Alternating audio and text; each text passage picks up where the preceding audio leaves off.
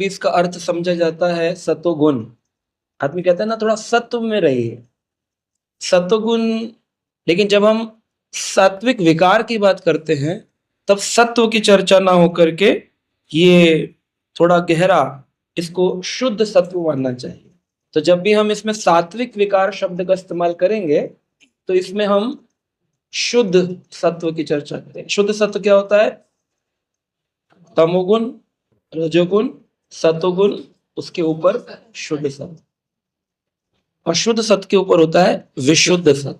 तो शुद्ध सत्व पर देवकी और वासुदेव भगवान कृष्ण के माता पिता का उदाहरण लेते हैं, और विशुद्ध सत्व पर श्री नंद महाराज और श्री यशोदा महारानी का उदाहरण लिया जाता है। तो ये जो सात्विक भाव हैं, यानी कि ये सत्वगुण व्यक्ति को भी नहीं होंगे, जो शुद्ध सत्व के स्तर पर होगा उसी में ये भाव का लक्षण प्रकट होगा। इनको विकार शब्द कहना, तो विकार एक प्रकार की प्रॉब्लम होती है कि विकार उत्पन्न हुआ, तो विकार ना कहकर इसको, विकार शब्द का अर्थ खाली प्रॉब्लम नहीं है कि आदमी में विकार हो गया, कहते हैं ना उसमें उसमें इस चीज का विकार है। विकार का अर्थ यहाँ पर सिम्टम्स है, लक्षण है। तो अष्ट सात्विकी लक्षण विकार जिसको कहते हैं, जिसे अस्तिव आत्मक सात्विक भाव भी कहा गया है। अस्तिव आत्मक सात्विक भाव। मैंने पहले ही बोला था 99 की समझ में नहीं आएगा, तो और आप सुन लीजिए केवल आज, क्योंकि अब जितने भी आगे चर्चा होगी वो समझ नहीं आएगी, केवल सुन ही सब। फिर भी देखिए 25 लाख जीबी डेटा दिया है भगवान ने आपके ब्रेन में, कितना आप उसको यूज कर पा रहे हैं देखिए। मनुष्य में क्रिकेट का छक्का याद करना तो बहुत बड़ी बात नहीं है, किसने छक्का मारा और लोग उसी को सोचते हैं बड़ा बुद्धिमान है। इसको समझो तो जाने। तो सात्विकी भाव, शुद्ध सत्व की स्थिति के जो भाव हैं उसकी परिभाषा यहाँ पर दी गई।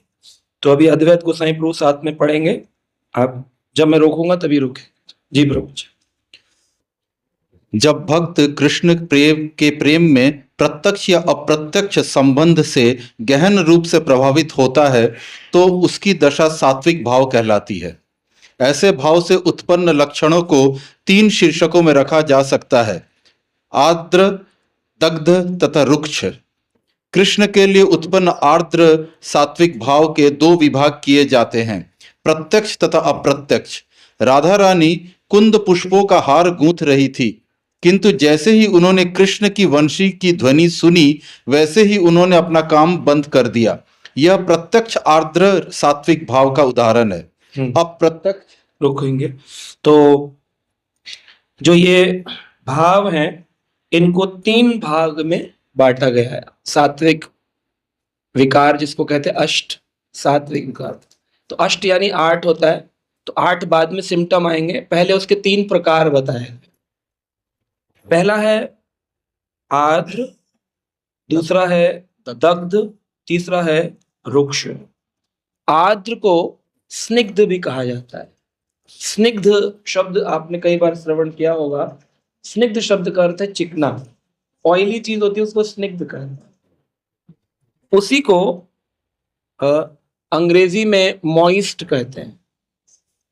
जब किसी व्यक्ति में भगवान कृष्ण के प्रति प्रेम प्रगाढ़ होता है तो उसके जो इमोशंस हैं, उसके जो भाव हैं, वो एक रस को प्राप्त करते हैं, चाहे वो शांत हो, दास्य हो, वात्सल्य हो, साख्य हो या माधुर्य हो। तो उन 5 रसों की प्राप्ति होने पर उसके अंदर या तो डायरेक्ट रूप से या इनडायरेक्ट रूप से, प्रत्यक्ष या फिर अप्रत्यक्ष रूप में इसका अनुभव होगा। तो वो भावों को स्निग्ध कहा जाता है। अभी भाव प्रकट नहीं हो रहे हैं, केवल उसकी परिभाषा दी जा रही है। क्या दी जा रही है? हाँ, जैसे संज्ञा की परिभाषा देने पर संज्ञा क्या है इसके बाद में बताया जाएगा। उदाहरण क्या होते हैं, नाउन क्या है, पहले उसकी परिभाषा समझनी होगी। भक्ति प्रेम का विषय है, तो साधारण जनता जिसको प्रेम समझती है, स्त्री पुरुष का प्रेम, वो यहाँ पर रंच मात्र भी नहीं होता है भगवान की लीलाओं, और जिनमें होता भी है वो इनको श्रवण करने पर उनका खत्म हो जाता है। भस्म हो जाता है, उनके मन में आएगा भी नहीं। सामने स्त्री बिठा देंगे, उनके मन में कोई लक्षण प्रकट नहीं होगा, अगर इसको ध्यान से समझ लिया तो। वरना तो हर व्यक्ति भोगी दृष्टि का होता है भौतिक संसार में। तो ये जो भाव है, इसमें स्निग्ध भाव, स्निग्ध यानी चिकना, जो प्रत्यक्ष और अप्रत्यक्ष रूप से भक्त के अंदर प्रकट होता है जब उसका भगवान के प्रति, कृष्ण के प्रति प्रेम होता है, जिसको आर्द कहा गया। और दूसरा है दग्ध। हाँ, दग्ध यानी कि जलन। तो जब कोई व्यक्ति का प्रेम इतना ज्यादा बढ़ जाता है कि उसके शरीर में विरह उत्पन्न होने से जलन होती है। भरत महाराज, रामचंद्र के भाई राजा भरत, जब श्री राम 14 वर्ष का वनवास लेकर निकल गए तो चित्रकूट में भरत उनको वापस लेने के लिए आए। और जब वापस लेने आए हैं तो उनसे चरण पादुका मांगी है। आप सब जानते हैं इस प्रसंग को। तो चित्रकूट में एक स्थली है, राम भरत मिलन स्थल। तो वहां देखते हैं कि रामचंद्र जी के और भरत के चरण चिन्ह बने हैं। अब प्रश्न उठता है, चरण चिन्ह पत्थर पे कैसे बनेंगे? मिट्टी में होते तो समझ में आते, पत्थर पे चरण चिन्ह या तो बाद में स्थापित किए गए हैं, चरण चिन्ह अंकित कैसे हो गए? बोले क्योंकि इतना ताप था विरह का, इतना प्रेम, पहले प्रेम, प्रेम से उत्पन्न ताप, कि वो पत्थरों के अंदर मेल्टिंग टेम्परेचर आ गया। पानी को उबालने के लिए 100 डिग्री टेम्परेचर चाहिए, सोने को उबालने के लिए 1000 डिग्री सेल्सियस टेम्परेचर चाहिए, सेल्सियस नॉट फ़ारेनहाइट। और अगर पत्थर को पिघालना हो तो कितना टेम्परेचर चाहिए? 1000 डिग्री से भी ज्यादा, 6000 डिग्री सेल्सियस पे बोल रहे प्रभु जी पत्थर पिघलता है। 6000 डिग्री सेल्सियस। आपको कभी 104 डिग्री सेल्सियस बुखार होता है तो आप देखते हो गरम गरम गरम, आदमी कहते हो 3 बुखार 4 बुखार। 6000 डिग्री सेल्सियस हो जाए तो इस शरीर में होगा? है फ़ारेनहाइट। हाँ, क्या होता है फ़ारेनहाइट? 104 फ़ारेनहाइट है। हाँ, और सेल्सियस कितना? 37 डिग्री सेल्सियस। तो अगर 10 डिग्री 37 डिग्री सेल्सियस है, सोचो, प्रभु जी ने और कम कर दिया, डॉक्टर है ना। तो अगर 6000 डिग्री सेल्सियस हो तो क्या हाल होगा? हाँ जी, जिंदा नहीं रह सकता, इवेपोरेट हो जाएगा, इवेपोरेट हो जाएगा।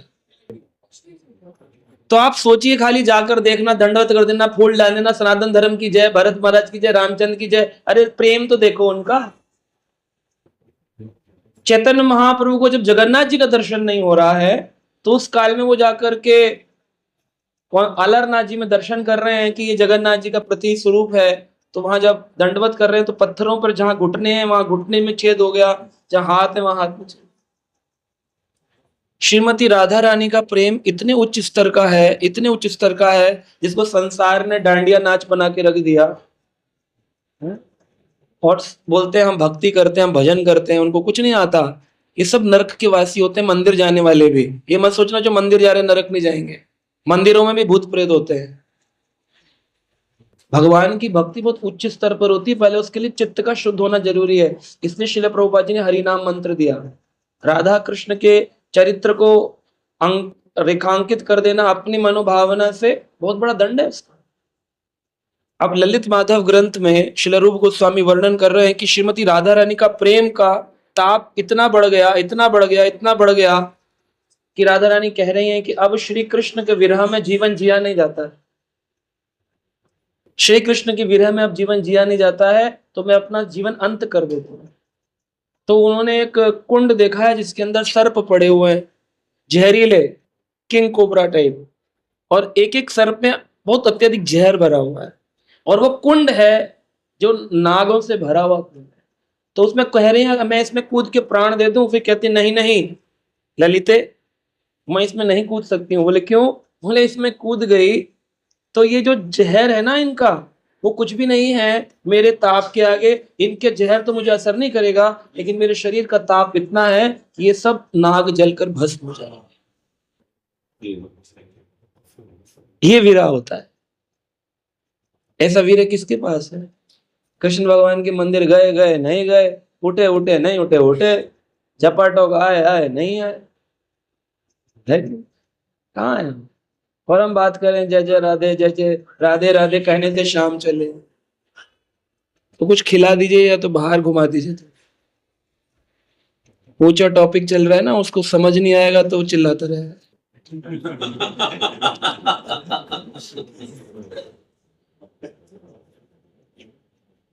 तो ये जो दग्ध है, ये जलन जलन है, ये वो ताप है जिसकी बात हो रही है। तो ये दो प्रकार के भाव आते हैं, या तो आदमी का हृदय मक्खन जैसा स्निग्ध हो जाएगा कि अब उसको अजात शत्रु हो गया, किसी में कोई दोष दिखता नहीं, दुनिया को आप में दोष दिखेगा, दिखता रहे। सुखदेव गोस्वामी स्निग्ध प्रेम भाव को प्राप्त कर चुके हैं, नग्न अवस्था में चल रहे हैं। अब देखे तो कोई व्यक्ति बोले कैसा सामाजिक व्यक्ति है, पागलपन है ये तो। गोस्वामी का क्या भाव रहा होगा जो निर्वस्त्र चल दिए, और ऐसा नहीं कि निर्वस्त्र जंगल में अकेले पेड़ के नीचे बैठे थे, वो जा रहे हैं सभा, समझदारों की सभा में, जहां उनके पिता, दादा, परदादा, राजा, आपको प्रधानमंत्री से मिलना हो, पार्लियामेंट में जा सकते निर्वस्त्र। बेस्ट से बेस्ट कपड़ा निकालेंगे, सिल्क वाला चादर निकालेंगे, प्रिंटेड वाली बढ़िया, तिलक लगाएंगे 3-4 बार, तब जाएंगे। यानी अपना कोई भान ही नहीं, इतना प्रेम, ये स्निग्ध प्रेम का लक्षण है। और ताप का मैंने आपको बताया श्रीमती राधा है, कैसा भाव आ जाता है। और तीसरी स्थिति है रुक्ष। रुक्ष जो है ये सूखापन है, इसके अंदर कभी कभी किसी किसी भक्त में लक्षण प्रकट होते हैं, लेकिन वो रुक्ष की स्थिति पर होते हैं, रुक्ष की स्थिति पर होते हैं। रुक्ष की स्थिति यानी कि देखने में लगेगा सात्विक विकार भाव आ रहा है, लेकिन अंदर से उसमें कोई प्रेम नहीं होगा भगवान के। इसका उदाहरण भी मैं आपको भी बताता हूं। जैसे कि आप जानते हैं कि श्री चैतन्य महाप्रभु जब बनारस पहुंचे, काशी, तो उस काल में वहां का सबसे बड़ा मायावादी गढ़ था काशी, आज भी है। तो वहां के जो बड़े महाराज थे प्रकाशानंद सरस्वती, वो कहा करते थे हम और तुम एक हैं, अहम ब्रह्मस्मि। सारे भगवान के द्वार एक ही हैं, किसी भी रास्ते से जाओ पहुंचना तो वहीं है। प्रकाशानंद सरस्वती ने जब भगवान चैतन्य ने प्रकाश फैलाया, और प्रकाशानंद सरस्वती भगवान चैतन्य के प्रकाश को देख करके पूरा बदल गया और हरि बोल करने लगा, तो उसके शरीर के रोंगटे खड़े हो रहे थे महाप्रभु को देख करके। अब बोल तो हरि बोल रहा है, महाप्रभु का दर्शन भी कर रहा है, महाप्रभु का संग भी पा रहा है, लेकिन अंतर मन में क्या है, भगवान कौन है, निराकार। उससे क्या हुआ, महाप्रभु ने उसको ना स्निग्ध भाव में डाला, ना दग्ध भाव में डाला, उसे रुक्ष भाव में डाला। भाव तो है रूखा, इसके मन में प्रेम नहीं, क्योंकि प्रेम तो तब होगा जब प्रेम करने वाला कोई होगा। जब भगवान निराकार है, किससे प्रेम करो। पत्नी कहाँ है, बोले जी निराकार, कैसे प्रेम कर, कैसे नहीं, किससे कर। ठीक है, तो एक बार प्रभु जी थोड़ा पढ़ देंगे इसको हिंदी में, फिर और आगे हम पढ़ते हैं। कृष्ण के लिए उत्पन्न आर्द्र सात्विक भाव के 2 विभाग हैं। पढ़िए। कृष्ण के लिए उत्पन्न आर्द्र सात्विक भाव के 2 विभाग किए जाते हैं, प्रत्यक्ष तथा अप्रत्यक्ष। राधा रानी कुंद पुष्पों का हार गूंथ रही थी, किंतु जैसे ही उन्होंने कृष्ण की वंशी की ध्वनि सुनी, वैसे ही उन्होंने अपना काम बंद कर दिया। यह प्रत्यक्ष आर्द्र सात्विक भाव का उदाहरण है। अप्रत्यक्ष सात्विक भाव का वर्णन निम्नलिखित कथन से मिलता है। पुरुषोत्तम कहे जाने वाले कृष्ण माता यशोदा की आंखों के लिए वैसे ही है जैसे चातकी के नेत्रों के लिए बादल होता है। जब कृष्ण को मथुरा ले जाया गया तो माता यशोदा चिंतित एवं क्रुद्ध होने के कारण मथुरा के राजा को कोसने लगी। दग्ध सात्विक भाव के 3 विभाग हैं। क्यों कोसने लगी, यशोदा माता कोसने लगी, मथुरा ले जा रहे हैं तो उनके हृदय में विकार उत्पन्न हुआ कि हमारे जो कृष्ण हैं वो हमसे दूर गए। तो पुत्र के रूप में तो कर ही रही हैं, लेकिन असलियत में देखा जाए तो भगवान के लिए नहीं। जब अजामिल ने अपने पुत्र का नाम नारायण रखा तो उसको इतना बड़ा फल मिल गया कि वो यमदूतों से बच गया। पुत्र का नाम नारायण रखने से यमदूतों से बच गया और उसको विष्णुदूत आ गए पापी व्यक्ति को, तो सोचिए जिसका पुत्र नारायण ही हो उसकी स्थिति क्या हो। पुत्र का नाम कृष्ण रख लिया, राधा रख लिया, वृंदा रख लिया, पुत्री का नाम। उससे उत्पन्न फल आप सुने पूरा छठा स्कंद भागवत में। सोचिए जिसका पुत्र ही कृष्ण हो उसकी स्थिति क्या होगी। वो अगर रो रही है मेरा पुत्र, तो पुत्र आसक्ति नहीं है, उसकी भगवत आसक्ति है। भाई राजा मिल ने तो अपने पुत्र को नारायण बुलाया, तो पुत्र आसक्ति में था, तब भी नारायण शब्द फल ने ऐसा फल दे दिया कि वो यमदूतों से बच गया। तो सोचो जिसका पुत्र नारायण ही है उसको क्या गति प्राप्त हो। तो यशोदा जी जिस भाव में है वो मथुरा के राजा को कोस रही है कि उनको तो ये पता भी नहीं है कि ये मारने के लिए ले जा रहा है कंस। उनको तो ये पता अक्रूर जी आए हैं, पारिवारिक वंशज हैं, काका जी लगते हैं, अक्रूर जी ले जाने आए हैं। कहाँ ले जा रहे हैं? मल्ल युद्ध का एक क्रीड़ा दिखाने के लिए, एक बढ़िया स्टेडियम में ले जा रहे हैं क्रिकेट मैच दिखाने। बच्चे, आपका बच्चे को इंटरनेशनल मैच दिखाने कोई पड़ोसी ले जाए तो आप बड़े प्रेम से भेजेंगे, जाओ बेटा अच्छा है, देख के आओ, अंकल के साथ जाओ, और पारिवारिक हो तो चाचा ताऊ के साथ जाओ। लेकिन ये तो नहीं पता कि क्रिकेट मैदान में ले जाके बच्चे को बीच में खड़ा करके मार डालेंगे, तो भेजेंगे कोई? तो यशोदा जी भेज रही है इसलिए नहीं कि मारने के लिए जा रहे हैं, इसलिए कि इसने खेल के लिए बुलाया है। तो भी कह रही हैं अरे ऐसी क्या खेल की जरूरत थी जो हमारे कृष्ण को हमसे दूर ले गए। इतना दिन तो खेलते ही रहते हैं कृष्ण वृंदावन में। तो कोस रही है क्योंकि वो पीड़ा विरह की उत्पन्न हो रही है। ये प्रेम है, इसको कहा है अष्ट सात्विक विकार भाव।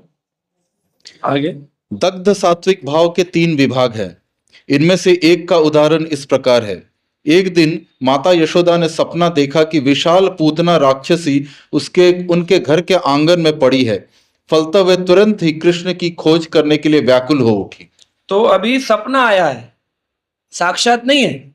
सपने में पूतना को देखा है, सपने में पूतना को देखा है, और कृष्ण वहां पर साइड में पड़े क्योंकि ऐसी लीला हो चुकी है। तो अभी एक सपना आया है, तो सपने में फोकस कौन है? कृष्ण की पूतना? कहाँ पूतना को देख रही है ना, कृष्ण को कहाँ देख रही है? प्रभु जी रोड क्रॉस कर रहे हैं, गाड़ी आ रही थी, आप गाड़ी देख रहे थे, गाड़ी आ रही है, कहीं प्रभु जी का एक्सीडेंट ना हो जाए। आपका फोकस गाड़ी है कि प्रभु जी है? लेकिन भाव प्रभु जी के लिए कि प्रभु जी को चोट ना लग जाए। तो कृष्ण का अप्रत्यक्ष जो हम कह रहे हैं इनडायरेक्ट वो ये है कि जो फोकस तो है राक्षस पूतना राक्षसी, लेकिन इनडायरेक्टली प्रेम है कृष्ण की रक्षा।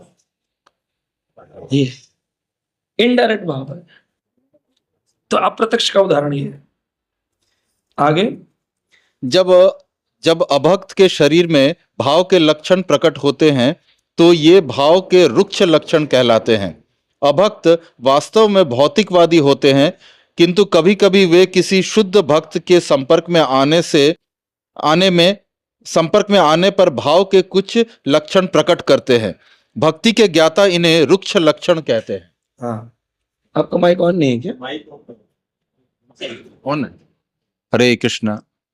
नीचे टाइट हरे नीचे से इसको ऐसे हिलाइए। हाँ, हरे कृष्णा। ये जूम आवाज है, इसका मतलब टूट गया कनेक्शन। हमारी लाइफ में भी अगर जू ज्यादा हो रही मतलब भगवान का कनेक्शन टूटा हुआ है। ठीक है, तो ये समझ में आ गया आपको? अप्रत्यक्ष आ गया समझ में? प्रत्यक्ष तो कृष्ण चिंतन करना ही है, और रुक्ष हो गया कि वो वस्तु के ना होने पर भी अभक्त होता है, उसमें भगवान के प्रति कोई भक्ति नहीं होती। निराकारवादी, मायावादी, मोनिस्ट होता है, वॉइडिस्ट होता है, शून्यवादी, अनेक अनेक प्रकार के वादी हैं। वादी मतलब भगवान की बात करने वाले, अध्यात्मवादी हैं सारे। लेकिन अध्यात्म की जगह पर कहीं मायावादी, कहीं शून्यवादी, कहीं निराकारवादी, कहीं निर्गुणवादी, कहीं निर्विशेषवादी। वादी का मतलब है दो लोगों के बीच में हुई चर्चा, वाद विवाद होता है ना। दो लोगों में बात हुई तो वाद, और लड़ाई मारपीट हो गई तो विवाद, अच्छी बात हो गई तो संवाद। यानी वाद का मतलब है दो लोगों के बीच हुई वार्ता। तो वाद ही अध्यात्मवाद, मायावाद। माया की चर्चा जहां हुई वो मायावाद। माया की चर्चा नहीं हुई जहां भगवान को निराकार बोल दिया गया, जहां सभी देवताओं को बराबर बता दिया गया, जहां लीन होने की बात हुई मायावाद। जहां बोल दिया गया कि सब कुछ शून्य है, मायावाद। हम सब माया, हम सब जीरो से निकले, शून्य से निकले, और एक दिन हम सब शून्य हो जाएंगे। जदुनंदन जी एक दिन जीरो हो जाएंगे। तो ये कैसा सिद्धांत है? शून्यवाद, मायावाद नहीं, शून्यवाद। जब पहले बोले कि हम कुछ नहीं से सब कुछ निकला है, कुछ नहीं से सब कुछ तो ये कौन सा वाद है? शून्य। voidism. एक दिन हम सब जाकर के शून्य हो जाएंगे, तो कौन सा वाद है? हम सब एक हो जाएंगे, भगवान में विलीन हो जाएंगे, माया, मोनिज्म। अगर हम दो हैं, एक प्रभु है, एक नर है, एक नारायण है, तो ये क्या है? द्वैतवाद। दो हो गए, द्वैत। इस तरह से वाद सब है, लेकिन उनके आगे का सिद्धांत भिन्न भिन्न। भगवान में कोई विशेषता नहीं है, कौन सा वाद है? निर्विशेष। निर्विशेष, भगवान गुणहीन है, उनमें कोई गुण नहीं है, निर्गुणवाद. निर्गुणवाद। तो ये सारे अलग अलग वाद हैं, चर्चाएं हैं। तो इस प्रकार से जब अभक्त व्यक्ति भी शुद्ध भक्त के संग में आता है, आप किसी सन्यासी को देखें या किसी अच्छे ग्रस्त संत को देखें या किसी ब्रह्मचारी संत को देखें जिसने सचमुच कहीं संसार के कष्ट पाते पाते पाते पाते बुरी बातें सुनते सुनते सुनते सुनते उसके पत्थर वाला जो कोकोनट हृदय था उसमें टंग करके एक छिद्र हो गया, और अंदर जो नारियल पानी भरा है अब वो बाहर निकलने लगा। अब वो जो निकल रहा है तो उसकी वाणी में, उसकी चाल में, उसकी वार्ता में, उसके स्पर्श में वो रस प्रकट हो रहा है। अब धीरे धीरे वो नारियल का सारा पानी जब बाहर आ जाएगा, सोचो उसकी स्थिति प्रेम स्थिति हो जाएगी, वो उन्नत स्थिति होगी। लेकिन वो टंग करके जो नारियल है उसके छिद्र होने के लिए क्या करना पड़ता है? नहीं, चोट सहनी पड़ती है। तत्ते अनुकंपाम से सुमिक्षमाणु श्लोक जो है, लोग गालियां देंगे और आपको हाँ जी करके काटना है। काट सकते हो? तो फिर कभी वो पत्थर मक्खन नहीं होगा, कभी उसमें छिद्र नहीं होगा, कभी रस बाहर नहीं आएगा। नित्य सिद्ध कृष्ण प्रेम सात कबू नाय, श्रवण आदि शुद्ध चित्त करे उदय। तो मैं सोच रहा था किस चीज का श्रवण? कृष्ण लीला का श्रवण करने से तो ये आ नहीं रहा हमारे। आप देखो परीक्षित महाराज को शमिक ऋषि के पुत्र श्रृंगी ने श्राप दिया, 7 दिन में तुझे सर्पों का सबसे बड़ा राजा डस लेगा। तो शमिक ने कहा, श्रृंगी तुम ब्राह्मण हो और वो क्षत्रिय है, क्षत्रिय को क्रोधी होना चाहिए और ब्राह्मण को संतुष्ट होना चाहिए। लेकिन उसके इतनी संतुष्टि है कि उसने पलटकर जवाब दिया, प्रतिकार न कुर्वन्ति, उसने प्रतिकार नहीं किया। अगर वो चाहते तो वो वैष्णव भी हैं, क्षत्रिय तो है ही हैं, उन्होंने भगवान का दर्शन अपनी माँ की गर्भ में किया था, तो सोचो वो चाहते तो अभी तुम्हें भस्म कर दो, लेकिन उन्होंने नहीं किया। इसी से उसके हृदय में कृष्ण प्रेम का उदय हो जाए। ऐसा उदय हुआ, क्या प्राप्त हुआ? श्रीमद् भागवत रस प्राप्त हुआ। किससे प्राप्त हुआ? उस काल के सबसे बड़े संत स्वयं भगवत स्वरूप शिव जी के अंश सुखदेव गोस्वामी से प्राप्त हुआ, श्रीमती राधा रानी के निज तोते से प्राप्त हुआ। जीवन में साधु का प्रवेश, गुरु का प्रवेश, भागवत का प्रवेश कब हुआ? परीक्षित के साहा। जब तक सहना नहीं सीखेंगे ना, ये कभी टंग करके वो नारियल टूटेगा नहीं, छिद्र नहीं हुआ, रस बाहर नहीं आएगा, हमेशा वो पत्थर का पत्थर ही रह जाएगा। वो गाना गाते हैं ना, मेरा जीवन कोरा कागज, कोरा ही रह गया। कुछ नहीं करोगे तो रह जाएगा कोरा, कुछ कर लो, समय कम। नारियल था, नारियल ही रह गया। सब पत्थर नारियल लेके तो आए, ये नारियल है अंदर सख्त एकदम, लेकिन उस सख्त के अंदर क्या है? नित्य सिद्ध कृष्ण प्रेम, अंदर पानी भरा हुआ। नारियल टंग टूटा तो रस निकलेगा, पानी वो निकलेगा तो अंदर शरीर में बहेगा, तो आपके लक्षण बदल जाएंगे। उन्हीं लक्षणों को अष्ट साधु, मीराबाई, रूप सनातन, सूरदास, नरसिंह मेहता, प्रहलाद, ध्रुव, आज तक बताओ जिसके भी रस निकला है उसने चोट खाई कि नहीं? कोई ऐसा बताओ आपको उदाहरण आता हो भागवत में, जो बैठा था रसगुल्ले खा रहा था, अचानक से उसमें रसगुल्ले के रस के साथ साथ भागवत रस प्रकट हुआ? आपके हुआ? आपने से क्या? मुझे लगा आप कह रहे हो असंभव है, हो नहीं सकता। इसीलिए निंदा के करने वाले लोगों को बहुत धन्यवाद देना चाहिए, इसीलिए क्योंकि वो आपकी नारियल को तोड़ रहे हैं, वरना टूटेगा नहीं अपने आप से। अपने प्रयास से टूटता तो सभी मंदिर जाके धट दंडवत मारते टूट जाता। जिस साधु ने भी अब भगवत प्राप्ति करी है, उदाहरण देखिए, कोई जिसने भगवत प्राप्ति करी है उसकी आता ही ऐसे। बलि ने अपने गुरु से सहा, राजा भरत ने अपनी माता से सहा, विभीषण ने अपने भाई से सहा। जहां भी कड़वापन आसपास उत्पन्न हो गया, समझो अब थोड़ा सा टंक लगनी शुरू हुई है। ये अनुकंपा है विशेष। और जब तक आप सोचें कि कोई ऐसा फॉर्मूला बताइए। कल मैं गया था एक पॉडकास्ट में, तो वहां वो मुझसे पूछ रहे, 4.5 घंटे रिकॉर्डिंग चल रही थी। वो बोले कि आप हमें कुछ हमारे बिजनेस मैनेजमेंट गीता सूत्र बताइए। मैंने कहा आपने गलत व्यक्ति का चुनाव किया। गीता में कोई मैनेजमेंट सूत्र नहीं, केवल मूर्ख बनाया जा रहा है समाज को। गीता ने शरणागति सिखाई है, गीता ने कभी भोग नहीं सिखाया कि ऐसा सूत्र बता दो कि मेरी कंपनी ग्रो कर जाए। ऐसे कहां बताया भगवान ने गीता? सिर्फ उनका दुरुपयोग किया जा रहा है, और करने वाले और करवाने वाले सब संसार में रह जाएंगे। सोचेंगे we have achieved something, you have not achieved anything actually, you have not achieved anything. आप बताओ गीता में कहां कहा भगवान? स्वधर्म निभाने को कहा, लेकिन बिना झोल झाल के। अगर कोई वैश्य है वो बिना झोल झाल के बिजनेस कर सकता है तो ठीक है, लेकिन क्या बिजनेस बिना झोल झाल के होगा? दुकान चला ले आदमी, बहुत बड़ी बात है, उसमें भी सारा दिन झूठ फरेब करता है। सोचो जो बड़ा व्यापारी है वो कैसे करे? तो धन की प्राप्ति बिना झोल झाल के तो होती है।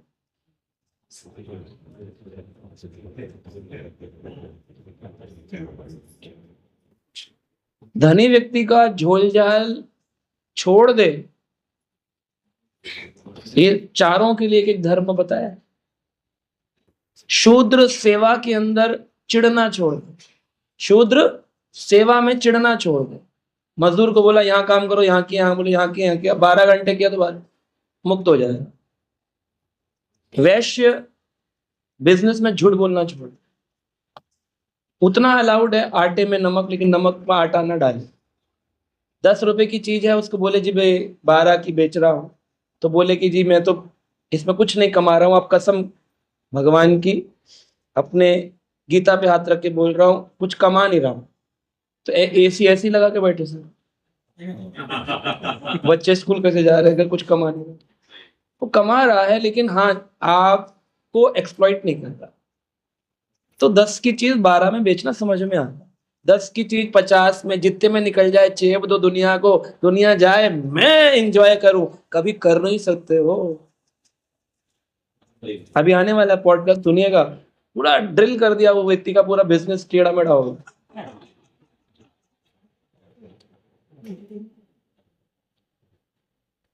हो नहीं सकता है। मैं मेहनत करोगे क्या होगा?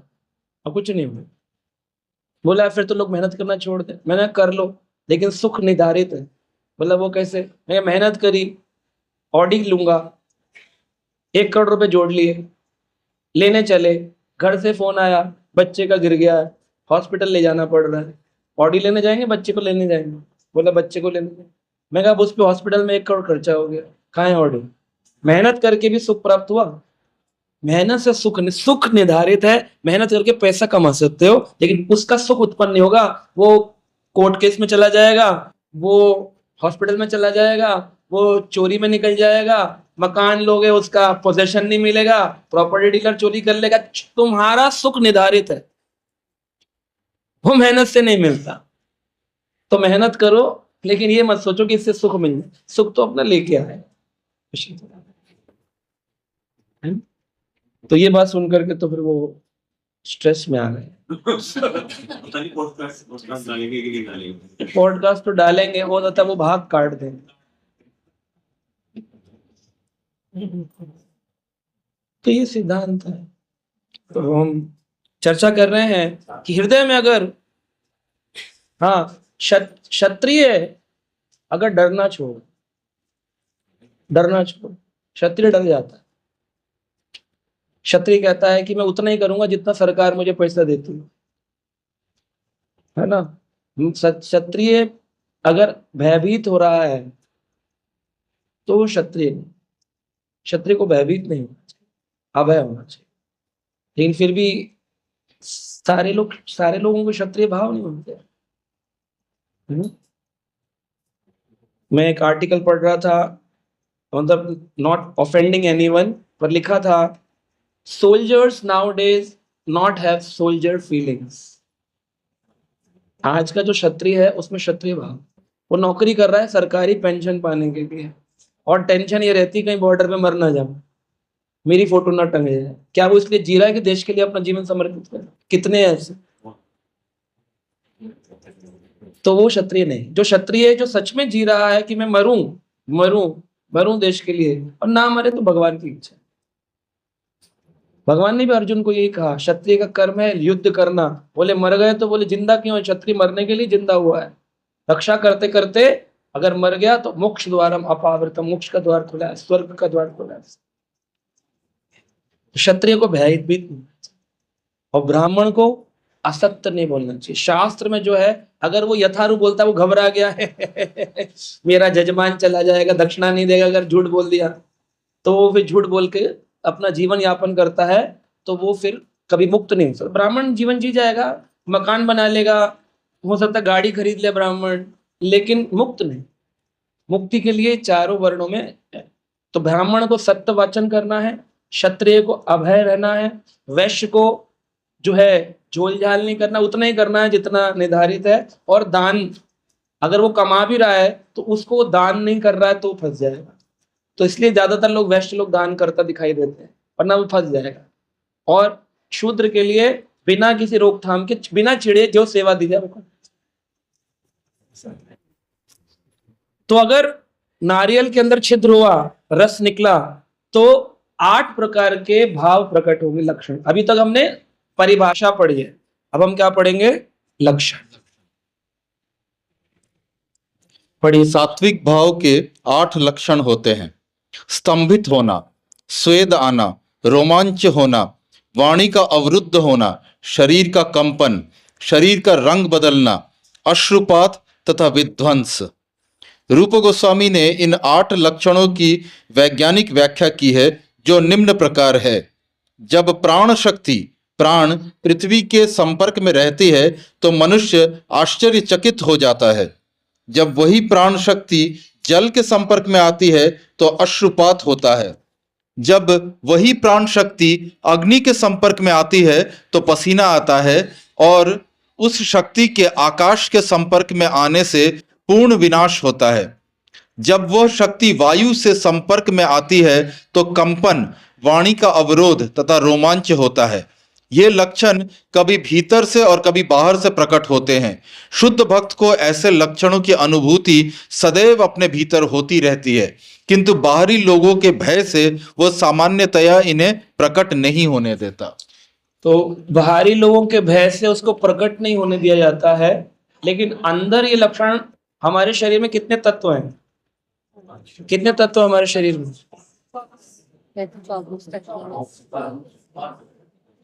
स्थूल कितने हैं? 5। कौन कौन से? भूमि, गगन, वायु। तो जब भी अंदर प्रेम प्रकट होगा तो रस का कनेक्शन होगा किसी न एक तत्व के साथ। जिस तत्व के साथ होगा उससे उत्पन्न जो सिम्टम होंगे वो कैटेगरी अलग अलग होगी। जैसे पानी के साथ आग का संबंध होगा तो पानी उबलने लगेगा, उबलेगा, गर्म हो जाएगा। तो ऐसे ही रस का संबंध जैसे किसी तत्व से होगा उसके अंदर कुछ ना कुछ परिवर्तन आएगा। अगर भूमि के साथ संबंध हुआ तो शरीर के अंदर स्तंभ, स्टंडनेस, स्तंभ यानी कि एक पिलर के जैसे खड़े रह जाना, स्टैचू, जड़वत हो जाना, स्तंभ हो जाना, स्टैचू हो जाना, मूर्ति जैसा हो जाना, स्टैचू हो जाना। तो वो होगा कब? जब शरीर के भूमि तत्व के साथ प्रेम का संबंध होगा, तो उस समय व्यक्ति स्तंभित होकर के दिखाए। 8 के 8 सब में प्रकट नहीं होंगे, 8 के 8 एक साथ प्रकट हो तो ऐसा भी होता है, वो भी हम पढ़ेंगे। लेकिन कभी कभी 8 ना होकर के एक ही लक्षण किसी में आ रहा है, भूमि तत्व से उसका प्रेम प्रकट हुआ तो शरीर के अंदर स्तंभ हो जाएगा। भगवान को लेकर के जा रहे हैं और एक आदमी ऐसे खड़ा हो, कह रहे भैया क्या हो गया? चल नहीं रहे, स्तंभित हो गया, खड़ा रह गया। लोग बोलते भी कई बार मेरे सामने से मेरे पिताजी का शरीर जा रहा था पार्थिव, मैं खड़ा देखता रहा, देख भी रहा था लेकिन कैसे था, खड़ा देखता रहा। वो जो खड़ा रहा वो स्तंभ, पिलर हो गया, स्तंभ। ये तो दुख के कारण है, वियोग के कारण है, संसारी आकर्षण के कारण है। तो वही जिस दिन भगवान के लिए हो जाए उसको कृष्ण प्रेम का लक्षण, खास सात्विक भूमि के साथ। जिस दिन पानी के स्पर्श में आता है, शरीर का जो जल है उसके साथ प्रेम स्पर्श होगा तो उबलेगा, तो कहीं ना कहीं से वो बाहर निकलेगा। तो आंसू आएंगे, इसलिए नहीं आएंगे कि प्रमोशन नहीं मिला इस साल, गाड़ी लेने का बोला था ले नहीं पाया, बच्चों को मैंने बोला था मकान ले लूंगा नहीं ले पाया, बच्चे को बोला था अमेरिका घुमाऊंगा नहीं घुमाऊंगा, इसलिए नहीं आएगा। ये तो है ही नहीं, ये तो दुनिया रो ही रही, इसके सबके तो आंसू निकल ही रहे हैं, इनका कोई तत्व नहीं। वो आंसू होगा भगवान के विरह में, भगवान के विरह में। जब उद्धव जी वृंदावन पहुंचे, हम लोग भी कल चर्चा कर रहे थे कि कार्तिक यात्रा में इस बार कहाँ जाएं, तो कल अद्वैत गोसाई प्रभु पार्थ कृष्ण को बता रहे थे कि कुछ ऐसी जगह ले चलिए, कुछ डीप, पूरा 84 कोस तो हमने लेके देख ही लिया पिछले 10 वर्षों में, तो ठीक है कुछ ऐसी जगह चलते हैं जहाँ भीड़ ना हो, जहाँ बैठ के थोड़ी गहरी चर्चा हो सके। हम लोग सोच रहे थे इस बार फिर से, बहुत साल पहले हम लोग गए थे नंदगांव, परिक्रमा किए थे। नंदगांव में बहुत छोटी छोटी स्थलियां हैं, बहुत गहरी गहरी स्थलियां हैं, क्योंकि नंदगांव और बरसाना के बीच में सांकेतिक ग्राम आता है, तो संकेत होता था कैसे प्रेम प्रकट होगा, जिसकी चर्चा आप भक्ति रसामृत सिंधु में कर रहे हो, उन स्थानों पर जाकर के उस रस का अनुभव करना चाहिए। तो अभी प्लान करेंगे जो भी है। तो वहां पर जब उद्धव जी आए, उद्धव क्यारी नंदगांव में, तो उन्होंने पूछा कि जो यशोदा जी का घर है वो कहाँ है। उन्होंने कहा कि यशोदा का घर, ये जो नदी दिख रही है ना, इसको पकड़ के चले जाओ, इसका स्त्रोत्र जहां से होगा, जैसे गंगोत्री गंगा जी निकलती है। बोले तो ये कहाँ से स्त्रोत्र है, इसका कहाँ से प्रकट हो रही है, यशोदा जी की आंखों। नंद बाबा ने घर के जाले उतारना छोड़ दिया, जाले लगे हुए थे, क्यों, किसके लिए सुंदर बनाया घर को। किसी स्त्री का अगर पति गुजर जाए तो पहले जमाने में कहा जाता था उसको मेकअप नहीं करना चाहिए, लेकिन अब इसको रूढ़िधारा विचारधारा बना दिया गया, नहीं नहीं और स्त्री का भी तो जीवन है, उसको एंजॉय करना चाहिए, उसका अपनी मर्जी करे जो भी करना। लेकिन जिसके लिए वो जीवन जी रही थी वो चला गया, उसके बाद किसके लिए। परम पूज्य नवयोगेंद्र महाराज एक बार मिले थे तो हमारे परिवार के साथ में, तो हमने उनको मिलवाया।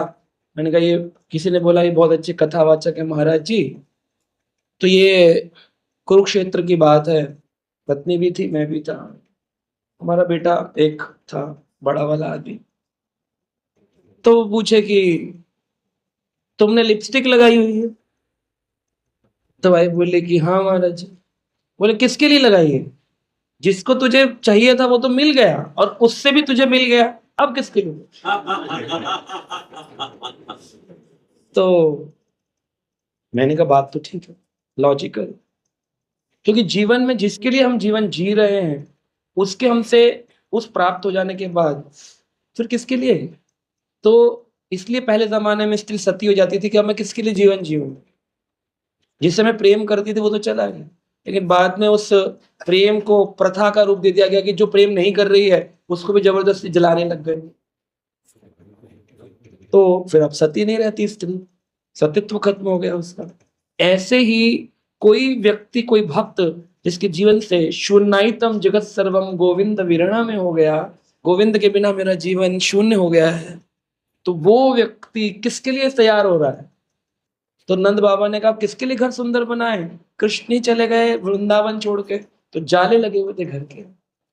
यशोदा जी निरंतर अश्रुपात कर रही, पानी खाना पीना छोड़ दिया था, कैलेंडर चेंज नहीं हुए थे, कई महीने हो गए थे, तिथि परिवर्तन नहीं हुआ था। किसके लिए तिथि देखें, क्योंकि जो उत्सव होता था वो कृष्ण के लिए।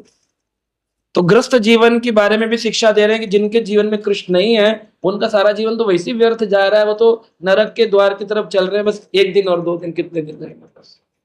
वो कोई भोग थोड़ी कर रहे हैं, एंजॉयमेंट थोड़ी है। लोग बोलते हैं पूजा नहीं करते, एंजॉय कर रहे हैं। एंजॉय नहीं कर रहे हैं, पर ढोल नगाड़े बजा के नरक की द्वार तक जा रहे हैं। वो एंजॉयमेंट नहीं, एंजॉयमेंट। तो इस प्रकार से पानी के स्पर्श आने पर यशोदा जी की आंखों से वह सात्विक विकार अश्रु खुले। ऐसे ही अगर अग्नि तत्व शरीर का है, उससे प्रेम स्पर्श हो जाएगा तो शरीर में स्वेद उत्पन्न होगा, पसीना निकलेगा एक्स्ट्रा, बैठे बैठे ही सफोकेटेड हो जाएगा आदमी, कहेगा बेचैनी हो रही है। क्यों? किसकी बेचैनी है? प्रेम, कृष्ण की प्रेम की बेचैनी।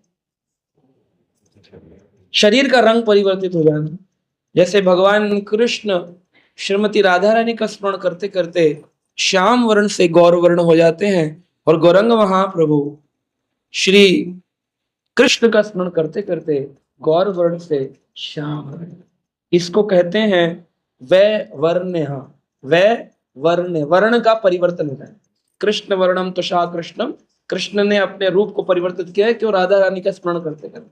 इसको वैवर्ण्य विकार का नाम है, वैवर्ण्य विकार, वैवर्ण्य, चेंज ऑफ कलर। फिर है, ये दो अग्नि के हो गए, एक पृथ्वी का हो गया, जल का हो गया। अब तीन है हवा के, एयर के। तो शरीर में अगर एयर के तत्व से प्रेम का स्पर्श होगा तो रोमांचकम प्राशुतरंगभाजो वंदे गुरु श्री चरणा। गुरु जी वो हैं जिनका शरीर भगवान कृष्ण को देखते ही क्या होता है? रोमांचित होता है, रोंगटे खड़े होते हैं। हमारे गुरु महाराज परम पूज्य गोपाल कृष्ण गोसाई महाराज के साथ मुझे कई बार मौका मिला रथ यात्रा में जाने। तो जब भी रथ यात्रा होती है, मैं कभी नहीं सोचता कार्ड कितना बड़ा है, मैं नहीं सोचता कितनी भीड़ है, मैं नहीं सोचता कीर्तन का मौका कब मिलेगा, मैं नहीं सोचता कितने लोग आए, मैं नहीं सोचता मैं जगन्नाथपुरी को कॉपी करूं, मैं नहीं सोचता 56 वो कब लेगा। मुझे याद आता है महाराज जी के साथ करी गई मेरी अनेक रथ यात्रा है। क्या याद आता है उसमें? अब ऐसी सेवा मिली, या कहे हम ऐसे लालची थे सेवा के कि महाराज के साथ ही चिपक के रहते, और महाराज रखते भी थे। अब वो तो महाराज की दयालुता है कि हमारे जैसे दंड देने वाले लोगों को भी साथ रखे। पर महाराज का एक नियम मुझे हमेशा स्मरण आता है, मैं हमेशा प्रयास करता हूँ, रुक्ष भाव कह सकते हैं, क्योंकि वो है तो नहीं लेकिन एक्सटर्नली हम करते हैं।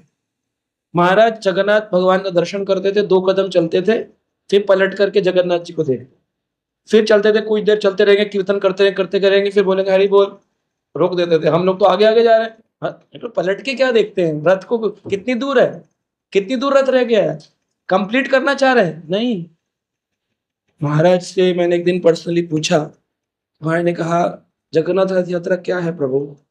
मैंने कहा महाराज जी कृष्ण को द्वारका से वृंदावन ले जा रहे हैं, तो वृंदावन ले जा रहे रस्सी जब खींच रहे हैं तो व्रजवासी पलट पलट करके देख रहे थे कि कृष्ण कहीं द्वारका वापस तो नहीं चले गए, वृंदावन तक आ रहे हैं नहीं आ रहे हैं, आ रहे हैं यार। तो पलट पलट के महाराज देख,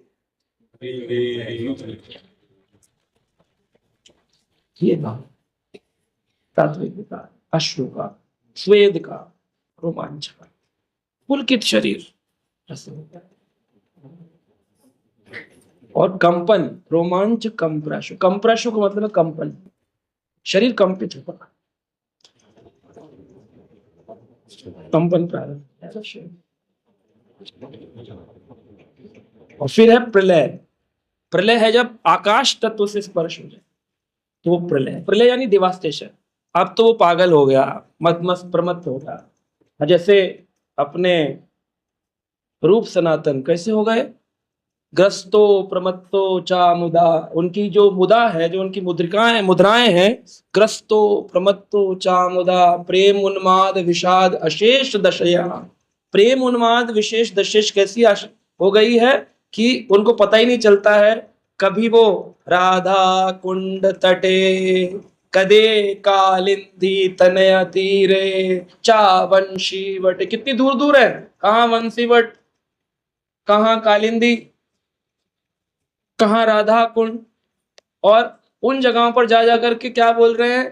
प्रेम उन्माद विषाद अशेष दशया, ग्रस्तो प्रमत्तो चामुदा। कभी ग्रस्त है, कभी प्रमत्त है, हमेशा उन्हीं का स्मरण हो रहा है। और क्या चिल्ला रहे हैं? वहां पर जाकर के गायन तो चा, कभी गा रहे हैं जोर जोर से हरे कृष्णा, कभी उनका स्मरण करने लग गए, गायन तो चा, कभी गा रहे हैं, कभी गुणेन वर्णन स्मरण, कभी गुण वर्ण स्मरण कर रहे हैं उनका। और कैसे कर रहे हैं? पूरे प्रेम अभिभूतो मुदा, प्रेम के भाव के अंदर। हे राधिके, हे व्रज देवी के, हे व्रज वसुंधरा की देवी है राधिके, हे राधिके, हे व्रज देवी के, हे ललिते, हे नंद सुतो कुतः, कहाँ चले गए हो? श्री गोवर्धन कल्प पाद पतले, कहाँ चले गए हो? हे कालिंदी वने सुतः कुतः, कहाँ चले गए? और किसमें है? घोषांत वितः सर्वते व्रजपुरे, और घोर घोर से चिल्ला रहे हैं क्या? हे राधिके, हे गोविंद, हे कृष्ण। जब वो रोते थे, कभी वंशी वटे, कभी कालिंदी तने तीरे, कभी कहीं, कभी कहीं, कभी कहीं, तो गोविंद देव जी आकाश रूप गोस्वामी कह रहे हैं, हे रूप, मैं इस टीले के नीचे छुपा हुआ। तब उनको रूप गोस्वामी प्रकट कर रहे हैं राधा गोविंद। रूप गोस्वामी प्रकट किए जहाँ, गोविंद देव निशान, वृंदावन प्यारो वृंदावन प्यारो, ओ वृंदावन प्यारो।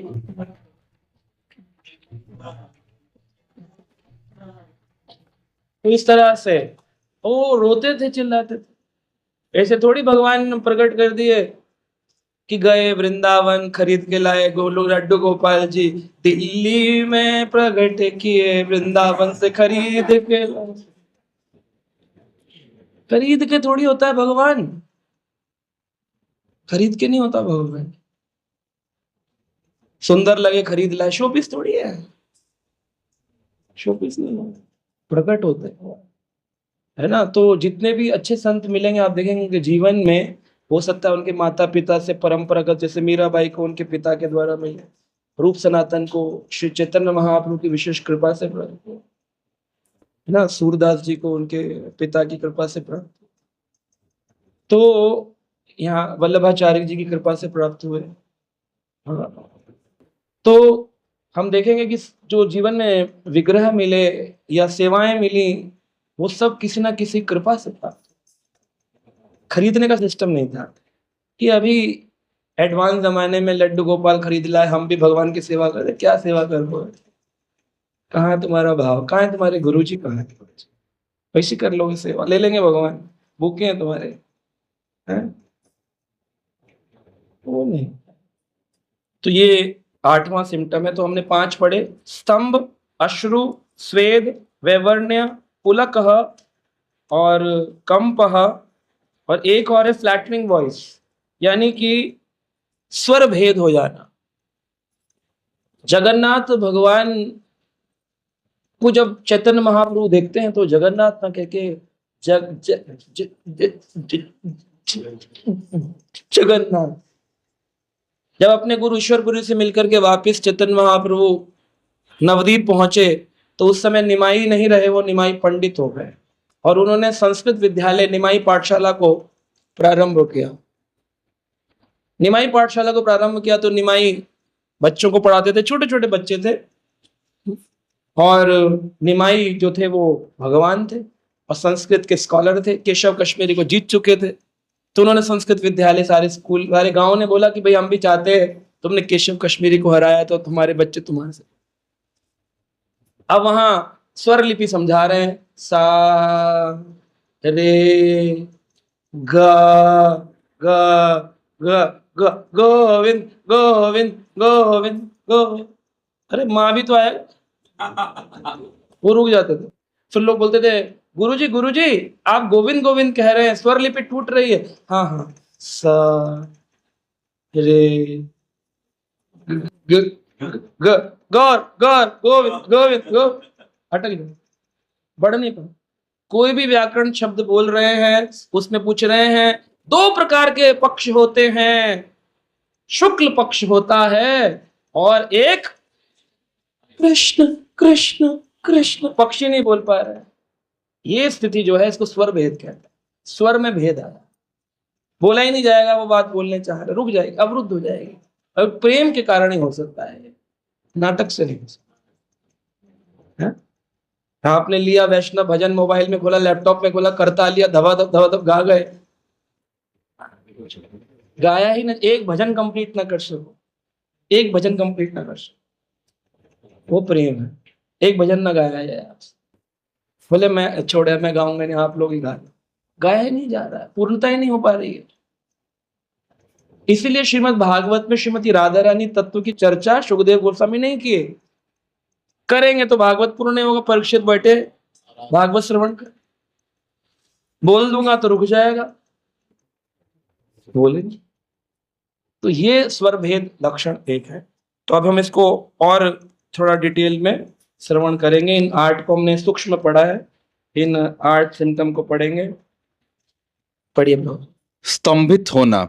स्तंभित होने के लक्षण विषाद, भय, आश्चर्य, शोक तथा क्रोध के द्वारा उत्पन्न होते हैं।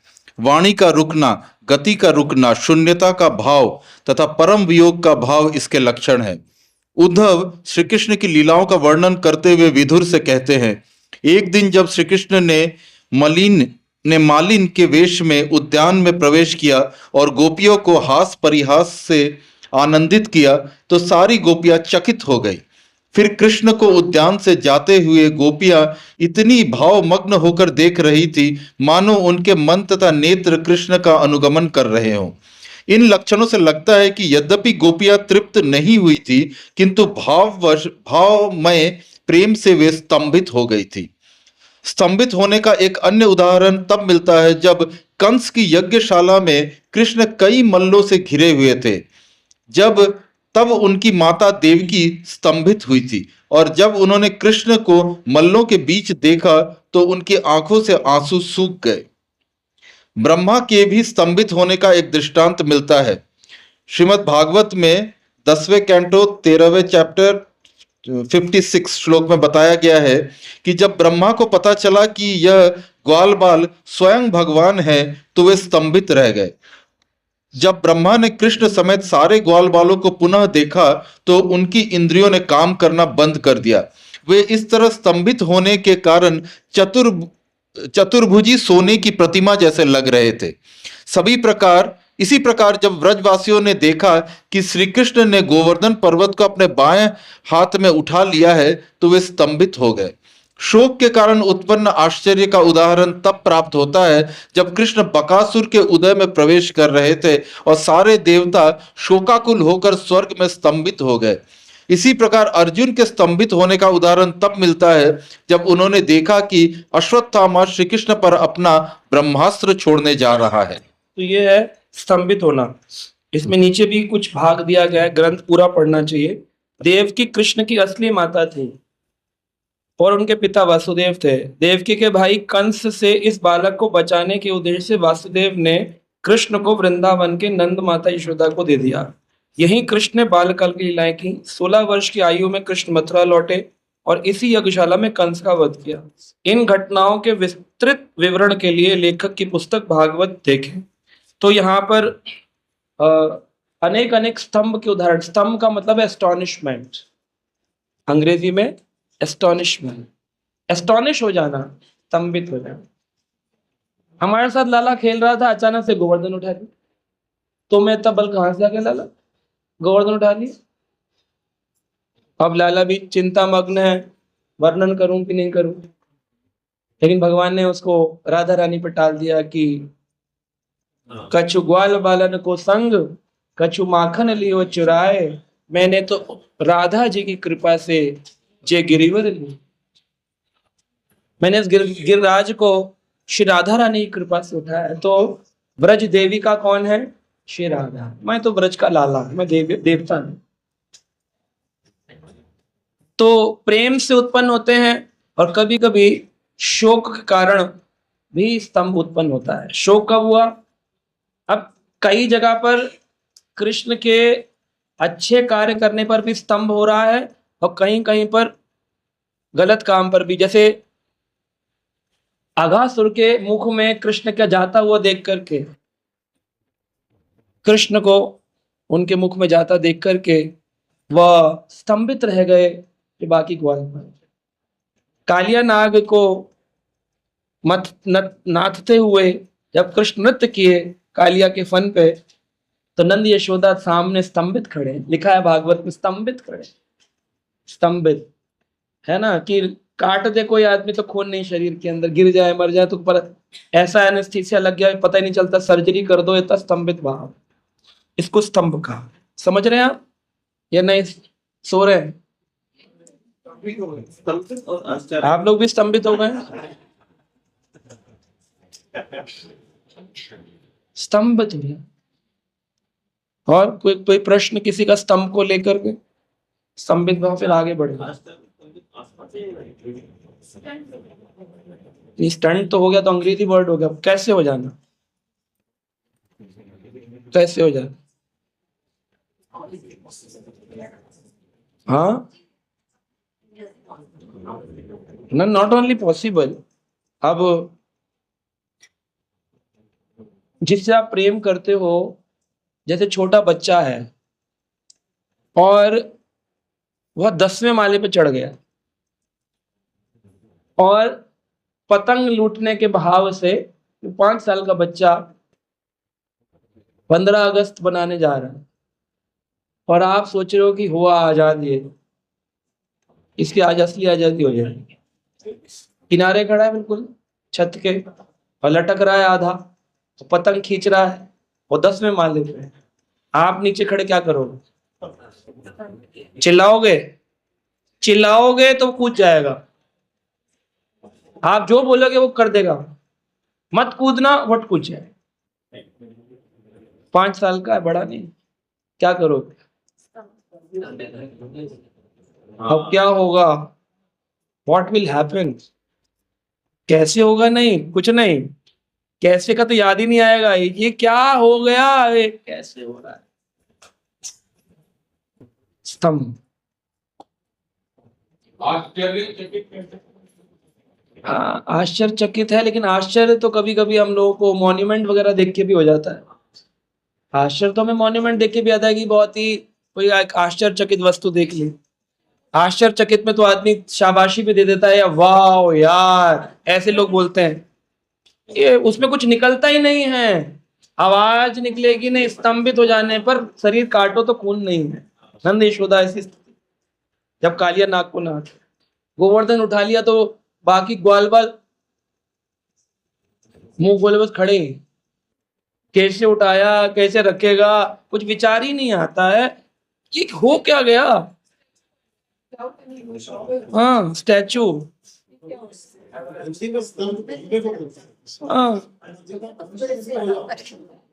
कोई रिएक्शन नहीं, फ्रीज। हाँ,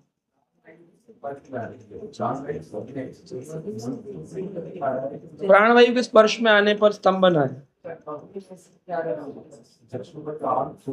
हाँ, यस यस। तो समाधि स्थिति फिर अलग हो जाती है, समाधि। यस, तो ये सब अब यहाँ पर बताया गया है। और स्तंभ की हम और चर्चा करेंगे आगे। स्तंभ और कौन से हैं भाव हैं? स्तंभ आदि, रोमांच, स्वेद, स्वर कंप, अश्रु, हमने लगभग चर्चा कर लिया है। प्रलय, तो एक बार जल्दी जल्दी इसको पढ़ लेते हैं, दोनों पेजेस को। स्वेद, पसीना आना। एक गोपी राधा रानी को इस प्रकार संबोधित करते हैं, राधे आप व्यर्थ ही धूप को कोस रही हैं। मेरी समझ में आप कृष्ण को दर्शन करने से अत्यंत कामुक उठी हैं, जिससे आपको पसीना आ रहा है। कृष्ण के एक सेवक रक्तक, चित्रक पत्रक रक्तक भगवान के सेवक हैं। भय से उत्पन्न श्वेत प्रकट हुआ। एक दिन कृष्ण राधा रानी के पति अभिमन्यु का वेश धारण कर लिया। अभिमन्यु को कृष्ण के साथ राधा रानी की संगति पसंद नहीं थी। अतएव जब रक्तक ने कृष्ण को अभिमन्यु के वेश में देखा और उसे भ्रम हुआ, तो वह कठोर शब्दों में कोसने लगा। किंतु अंततः जब रक्तक की समझ में आया कि अभिमन्यु की वेश में तो कृष्ण ही है, तो उसे पसीना आने लगा। अब अगर असली अभिमन्यु आया तो क्या होगा? ये पसीना भय जनित था। क्रोध के कारण विष्णु के वाहक गरुण को श्वेत प्रकट हुआ था। एक बार स्वर्ग के राजा इंद्र ने वृंदावन के ऊपर मूसलाधार वर्षा करी। गरुण बादलों के ऊपर यह घटना देख रहे थे। क्रोध के कारण उनको पसीना आया। तो कई कई प्रकार से आता है जब भगवान, अब इसीलिए कुछ कुछ लक्षण प्रत्यक्ष हैं और कुछ अप्रत्यक्ष। क्रोध आना प्रेम नहीं है, लेकिन क्रोध कृष्ण के लिए आ रहा है, इसलिए वो प्रेम में अप्रत्यक्ष रूप में असात्विक काउंट हो रहा है।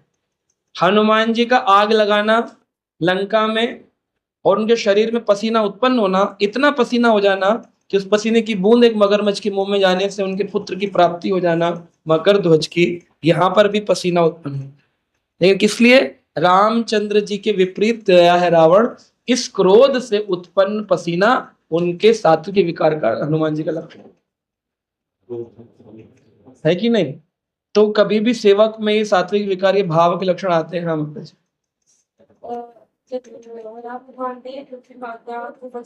हाँ, वराह ने पृथ्वी को बचाया। हाँ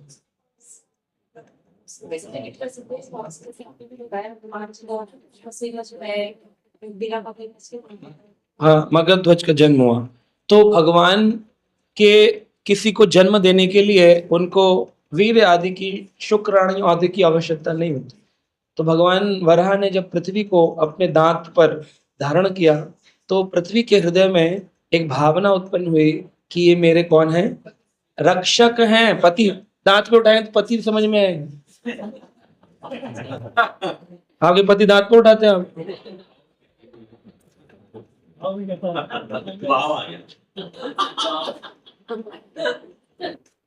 रक्षक हैं, मेरी रक्षा कर रहे हैं। रक्षा कौन करता है? पति करता है। पालन करता इति पति रक्षति इति विश्वासो। तो एक स्त्री का कर्तव्य होता है कि वो अपने पति को अपना रक्षक मानती। साधारणतः सती स्त्री रक्षक मानती, अपने पति को स्वामी मानती। तो वो जो रक्षक है, वो भाव उनमें उत्पन्न होने से उनमें स्त्रीत्व का जन्म हुआ। जब भगवान ने देखा कि इसमें स्त्रीत्व का जन्म हो गया है पृथ्वी माता में, तो उन्होंने तुरंत उस भाव को अंगीकार करके उन्हें एक पुत्र प्रदान किया। ये बाद में भौमासी भगवान तुरंत देखते, तो भगवान को कोई ये नहीं कि अब चलो वराह भगवान वापिस आए बोले चलो बारात निकालेंगे, पृथ्वी पसंद आ गई है, पत्नी हमको। भगवान तुरंत भक्त का अंगीकार करके तुरंत उसको फल दे देते, समय नहीं लगाते।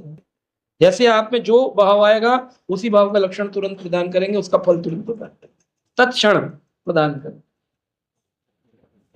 तो इसलिए पृथ्वी में रक्षा का भाव आया तो उन्होंने उनको समझा पति, और पति का भाव आते उन्होंने ये मेरी हो गई पत्नी स्त्री, इसको मुझे एक संतान देनी चाहिए, पृथ्वी को एक संतान देनी। रोमांच पढ़िए प्रभु जी। जब माता यशोदा ने कृष्ण के मुख में सारे ब्रह्मांडों को देखा तो उन्हें रोमांच हो आया। उन्होंने कृष्ण से मुंह खोलने के लिए कहा था जिससे वे देख सके कि उन्होंने मिट्टी खाई है या नहीं, किंतु जब कृष्ण ने मुंह खोला तो यशोदा ने उनके मुख के भीतर न केवल समूची पृथ्वी अथवा अपितु अन्य लोगों को भी देखा। इससे उनके शरीर के रोंगटे खड़े हो गए, उन्हें रोमांच हो आया। ब्रह्मास्त्र एक नाभिकीय हथियार है जिसे मंत्र के द्वारा नियंत्रित किया जाता है। हर्ष से शरीर के रोंगटे खड़े होने का वर्णन श्रीमद् भागवत में 10वें कैंटो 30वें अध्याय 10वां श्लोक रास नृत्य के समय गोपियों द्वारा तल्लीन होने के प्रसंग में मिलता है। इस रास नृत्य के समय कृष्ण सहसा राधा रानी समेत अदृश्य हो गए तो गोपियां उन्हें खोज करने लगी। उस समय उन्होंने पृथ्वी को संबोधित करते हुए कहा, हे पृथ्वी, आपने न जाने कितनी तपस्याएं की होंगी जिससे कृष्ण के चरण कमल निरंतर आपकी सतह पृष्ठ पर स्पर्श करते हैं। हमारे विचार से आप परम हर्षित हैं क्योंकि ये पादप तथा लताएं जो आपके शरीर के रोमों के सदृश हैं इतने यशस्वी होकर खड़े हैं। क्या हम पूछ सकते हैं कि आपको ये लक्षण पहले पहले कब प्राप्त हुए?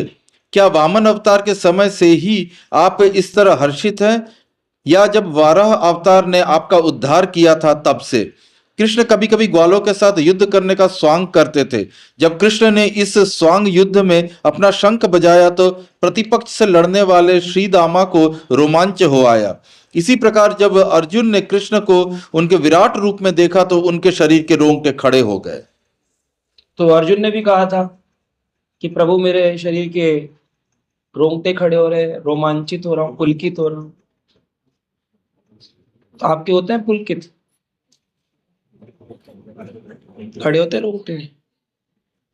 सर्दियों में होते होंगे ठंड से, लेकिन प्रेम से तो नहीं। कभी हुआ अनुभव आप लोगों को रोंगटे खड़े होने का? कोई ऐसी बात भगवान की सुनी हो कि बोला हो कि मैं बात बताते बताते मेरे रोंगटे खड़े हो रहे हैं? क्षण भर का कभी कभी अनुभव हुआ होगा आपको, क्षण भर का, वह निरंतर रहेगा, निरंतर निरंतर रहेगा। ऐसी स्थिति को रोमांच कहा। रास नृत्य में तल्लीन गोपियों ने, इस रास नृत्य के समय राधा रानी समेत अदृश्य हो गए गोपियों ने जब भगवान की खोज की तो पृथ्वी को संबोधित करते हुए कहा, हे पृथ्वी, ना जाने आपने कितनी तपस्या की होगी जो श्री कृष्ण के चरण कमल आपको स्पर्श करना है। हमारे विचार से आप परम हर्षित हैं क्योंकि ये पाद तथा लताएं जो आपके शरीर से रोम के सदृश हैं इतनी यशस्वी होकर खड़े हैं। तो देखिए गोपियों का क्या भाव है। गोपियों ने देखा कि जब कृष्ण चंद्र सरोवर से अदृश्य हो गए, ये बच्चे क्यों बातें कर रहे हैं, इनको अलग अलग बिठा दो, पता, एक को उधर भेज दो, एक को उधर भेज दो। इधर बुला लो उस बच्ची को, मेरे पास बुलाओ, इधर आओ। क्या नाम है इसका? यशस्वी निदाय प्रभु की बेटी है ना, क्या नाम है? वैष्णवी। इधर आओ, यहाँ बैठो, आ गए। ध्यान से कथा सुन। तो क्या बताया गया कि जब गोपियों ने देखा चंद्र सरोवर से भगवान अदृश्य हो गए तो सारी गोपियां चिंतित हो गई। सारी गोपियां सोचने लगी कहाँ गए कृष्ण हमको छोड़ करके। तो चंद्र सरोवर गोवर्धन से ढूंढने निकली तो उन्होंने श्री कृष्ण के चरण चिन्हों को दबा हुआ पृथ्वी पर पाया। दबा हुआ पाने पर उनके मन में आया श्री कृष्ण इतने भारी नहीं है कि इनके चरण चिन्ह से गड्ढा हो जाए। गड्ढा होने का मतलब है इन्होंने इस समय श्री राधा को अपने गोद में उठा रखा है, वजन भी बैलेंस कर रही हैं, गड्ढे का माप भी इंच देख रही हैं। तो उस समय सोच रहे हैं कि पृथ्वी माता कितनी भाग्यशाली है कि इसने श्री कृष्ण के चरणों को स्पर्श पाया है। श्री कृष्ण का चरण पा रहे हैं और उसको पाने से कितनी रोमांचित है पृथ्वी कि इसके जो घास के तिनके हैं, लताएं हैं, पेड़ हैं, वो खड़े हुए हैं, वो पुलकित हो रखे हैं। हमारा कब ऐसा मौका आएगा श्री कृष्ण हमें स्पर्श करेंगे और हम भी इस भाव को, पुलकित रोमांचित भाव को प्राप्त। ये गोपियों का भाव। वेणुगीत जब होता है तो अलग विषय हो जाएगा, भागवत का है। नदियां चलना बंद कर देती, स्तंभ हो जाती, स्तंभित हो जाती भगवान की वेणु श्रवण में। गाय चरना छोड़ देती, घास खाना। सांप जो है वो सामने से निकल जाए, चूहा तो नहीं खाएगा, ऐसा हो जाता था। पूरा वन, पूरी वनस्पतियां, व्रजवासी जो कृष्ण की वेणु श्रवण कर लेता है उसको हाँ हाँ स्वभाव ही उसका परिवर्तित हो जाता। कालिया के मस्तक पर श्री कृष्ण के चरण स्पर्श हुए तो कालिया का भाव परिवर्तित हो। वो जहरीला, डसने वाला भगवान से विनती कर रहा है मुझ पर कृपा, उसका जहरीला स्वभाव परिवर्तित। वो कालिया जो कह रहा है दुस्तज्य है ये भाव, आप ही का दिया हुआ है प्रभु, कैसे छोड़ू। भगवान कह रहे छूट तो गया, जब मैं मिला था तुझसे तो तू मुझे काटना चाह रहा था, मारना चाह रहा था। एक लात क्या पड़ी तेरे मस्तक पर, चरण चिन्ह बन गए और उससे क्या हो गया, आज तेरे में ये तो भाव आया, पूछ रहा है कि ये भाव कैसे छोड़। यहां तक तो पहुंची, परिवर्तन तो हुआ। तो ये भक्त बोले प्रभु जी माला घिस रहे हैं हम लोग, इतना समय हो गया, कुछ बदलाव नहीं आ रहा है, कुछ बदलाव नहीं आ रहा है। यही अपने आप में बदलाव है कि जब आप पहले बड़े बड़े ब्रांड में आप घूम रहे थे, है ना, कौन कौन से बता रहे थे, गुची, जब आप घूम रहे थे तब आपको था, तब तब माला में रुचि नहीं थी क्योंकि आपके जीवन में गुची थी। आज आप में गुची छोड़ने से रुचि उत्पन्न हुई। कैसी रुचि आई कि अब आप पूछ रहे हैं कि हम कब भक्त बनेंगे, कब ये विकार आएंगे, ये पूछने तो लगे। ये अपने आप में एक प्रगतिशील व्यक्ति है।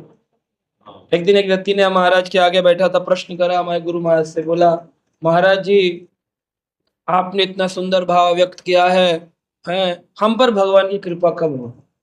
महाराज जी बोले आपको क्या लगता है आप अपनी मर्जी से उठ के यहाँ बैठे हुए हैं? ये भगवान की कृपा है जो आप सत्संग में ऐसी गहरी बात सुनने के लिए बिठा दिया। सारी दुनिया को क्या सुनाया जा रहा है सत्संग में? पानी पिलाओ, रोटी खिलाओ कुत्ते को, गरीब को, बस यही सत्संग हो रहा है। सत्संग है ये? इससे बड़ा तो असत्संग कुछ नहीं है। इतनी ऊंची प्रेमा भक्ति छोड़ करके और 5 रुपए और 10 रुपए में अटका रखा है लोगों को। रोली बांध दो, 5 रुपए की कलावा बांध दो, जय जय करवा दो, हरि बोल हो गया। ये क्या हो रहा है? ये सत्संग है? सत्संग है हृदय परिवर्तन। सत्संग है कालिया ने सत्संग किया भगवान के साथ कि उसका परिवर्तन हो गया, वो झेर निकलना बंद हो गया। जिस दिन आप क्रोधी व्यक्ति क्रोध करना छोड़ दे, जिस दिन कामी व्यक्ति काम करना छोड़ दे, जिस दिन भोगी व्यक्ति भोग करना छोड़ दे, संसारी व्यक्ति को संसार कड़वा लगने लग जाए, तब उसने सत्संग किया, तब परिवर्तन। सत्संग जा रहे हैं और वहीं के वहीं, कोई यूज नहीं है उसका। पूरा जीवन सुनो, पूरा कई जन्म सुनो, लगातार कान में ईयरफोन गाड़ के सुनो, परिवर्तन नहीं हो रहा है। अगर आप अपनी वृत्ति नहीं त्याग पा रहे, किसी ने मूछ रखी हुई है अब मूछ नहीं काट पा रहा, तो काय का वो सत्संग है? जिसको एक बात समझ नहीं आ रही, धोती कुर्ता नहीं पहन पा रहा, तिलक नहीं लगा पा रहा, सत्संगी है, भोगी है, टाइम वेस्ट कर रहा है अपना और हमारा दोनों। भोगी की जरूरत नहीं है संसार को, सत्संगी की जरूरत है। सत्संगी का मतलब है परिवर्तन होना। परिवर्तनशील समाज में परिवर्तन होके ही भगवत तक जा सकते हैं। जिसने परिवर्तन करना नहीं सीखा वो कैसे? So every day we should ask, हमें अपने आप से पूछना चाहिए मुझ में परिवर्तन कब आएगा, कैसे लाऊंगा, क्या करूं उसके लिए? परिवर्तन करना है, चेंज। तो स्वर कंपन, आगे स्वर भेद जिसको कहा स्वर कंपन। जब कृष्ण अक्रूर के रथ पर बैठकर मथुरा जा रहे थे, यशोदा तथा सारी गोपियां उन्हें मना करने के लिए उनका रास्ता रोकने का प्रयत्न करने लगी। उस समय राधा रानी इतनी विक्षुब्ध थी कि उन्होंने कंपित वाणी में माता यशोदा से प्रार्थना की कि वे अक्रूर को रोके। आश्चर्य से स्वर कंपन ब्रह्मा को भी हुआ। श्रीमद् भागवत में 10वें कैंटो 13वें अध्याय 64वें श्लोक में कहा गया है कि जब ब्रह्मा कृष्ण के समक्ष नतमस्तक होने के बाद उठने लगे तो उन्होंने कंपित स्वर में भगवान की स्तुति की। मतलब जब ब्रह्मा जी पुत्र बच्चे चुरा के ले गए और जब लौट के आए पता चल गया गलती हो गई, तो गलती हो जाने पर क्या होता है? माफी कहाँ मांगता है? माफी कौन मांगता है? ग्लानि से भर जाता है। आपने पिताजी के पर्स से 500 का नोट निकाल लिया और उसको दोस्त को खर्च कर दिया, और पिताजी ने जब मिलने पहुंचे तो आराम से सामने बैठे थे। पिताजी ने कहा बेटा कैसे हो? बोला बहुत अच्छा हूं। बोले बेटा तुमने देखा हमने अपने रूम में सीसीटीवी लगवाया है नया। अब उसकी वाणी कैसी होगी? कंपित हो गई, पकड़ा गया। तो ब्रह्मा जी को छोटी सी सृष्टि की शक्ति क्या दे दी थी? ब्रह्मा जी ने बच्चे चोरी कर लिए, और जब चोरी कर लिए तो पता चला ये तो हमने श्री हरि के प्रति, नारायण के प्रति ही गलती कर दी। तो जब सामने आएंगे तो स्तुति करने की तो शक्ति है। बच्चा इस समय बोल सकता है हे मेरे पिताजी कोई बात नहीं, 500 रुपए ले लिए, कोई बात नहीं, कह सकता है? ऐसे कह पाएगा? लाइन से भरा हुआ पकड़ा ना पकड़ा गया हूं, अब मैं क्या करूं, कैसे समझाऊं, क्या करूं? कंपन। पिताजी वो मैं ना मैं, हाँ बोलो बोलो क्या? नहीं मैं ना मैं, बोल नहीं पाएगा। स्तुति क्या करें? लोग तो स्तुति प्रिंट आउट करके स्तुति पढ़ देते हैं। स्तुति क्या? स्तुति के पीछे का भाव। ब्रह्मा जी कंपित होकर के कांप रही है वाणी, प्रभु गोविंदम आदि पुरुष। तब अच्छा भाई, तब आवाज आई झर झर झर। ब्रह्मा बोले आवाज कहां से आई? भगवान बोले पीछे देख। पीछे देखे तो अनेक अनेक हंसों पर अनेक अनेक ब्रह्मा, 1000 मुख वाले, 10,000 मुख वाले, 1,00,000 मुख वाले। ब्रह्मा जी बोले ये क्या है? भगवान बोले सबसे कम मुख वाले तुम ही हो। 4 खोपड़ी में यह हालत हो गई। तो अब तो और बुरी हालत, अब स्तुति निकलेगी। तो बोले प्रभु अगर मैं बच्चे ले गया था तो ये सब कौन थे ब्रजवासी? तो ठाकुर जी ने उनके सामने दिव्य दृष्टि प्रकट करी। देखे जितने बच्चे थे सब कृष्ण, विष्णु नहीं थे। विष्णु को गोविंदम आदि पुरुषम, यानी एक भगवान की होती है स्वांश विस्तार, एक होता है विभिन्नांश विस्तार, और एक होता है स्वयं प्रकाश रूप। तो भगवान ने अपना स्वयं प्रकाश रूप, जो उन्होंने द्वारिका में हर रानी को अपना अपना रूप प्रदान किया, वैसे ही आज भगवान ने वृंदावन में हर ग्वाले के रूप में कृष्ण रूप में अपना विस्तार किया। विस्तार में कई बार लोग सोचते हैं कृष्ण ने विष्णु रूप में अपना विस्तार किया, नहीं, कृष्ण कृष्ण कृष्ण कृष्ण कृष्ण कृष्ण कृष्ण कृष्ण कृष्ण कृष्ण। जब रासलीला करते हैं तो 100 करोड़ गोपियां हैं, 100 करोड़। देखे कभी इकट्ठे 100 करोड़ लोग इकट्ठे कहीं बैठे थे? नाचना तो छोड़ दो। 100 करोड़ रूपों में कृष्ण ने वृंदावन में 8 वर्ष 7 वर्ष की उम्र में जब रासलीला करी, 8 वर्ष की उम्र में, गोवर्धन के बाद हुई ना रासलीला, 8 वर्ष की उम्र में श्री कृष्ण ने अपना 100 करोड़ रूपों में स्वयं प्रकाश रूप, 100 करोड़ रूपों में अपना, 100 नहीं, 200 नहीं, 1000 नहीं, करोड़ नहीं, 100 करोड़ रूपों, 8 वर्ष के कृष्ण।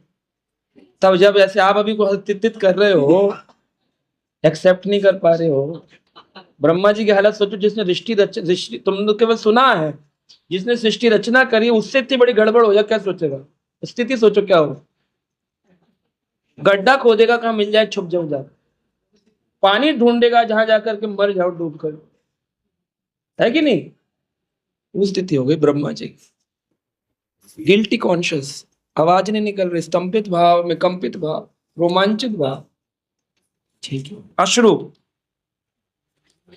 हर्ष, क्रोध या वियोग के कारण आंखों से आंसू गिर सकते हैं। जब आंसू अत्यंत ठंडे होते हैं तो हर्ष जनित होते हैं, किंतु क्रोध जन्य आंसू गर्म होते हैं। देखो ये बात मैं बोलता रहता हूँ, आज प्रमाण मिल गया आपको, है कि नहीं? रूप गोस्वामी लिख रहे हैं, मैंने नहीं बोला है कि प्रभु जी अपने मन से सुना रहे हैं, हमने भागवत में तो पढ़ा नहीं। हर चीज भागवत में जरूरी नहीं मिलेगी, यहाँ देखो प्रमाणित मिल गया।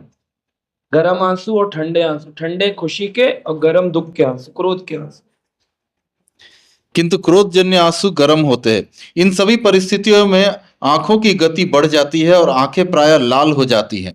कभी कभी आंखों में खुजली होने लगती है, जिससे आंखों को मलना पड़ता है। जब द्वारका में कृष्ण की प्रथम रानी कमल नेत्रों वाली रुक्मणी जी हर्ष से अश्रुपात कर रही थी, तो उन्हें ये अश्रु अच्छे नहीं लगे।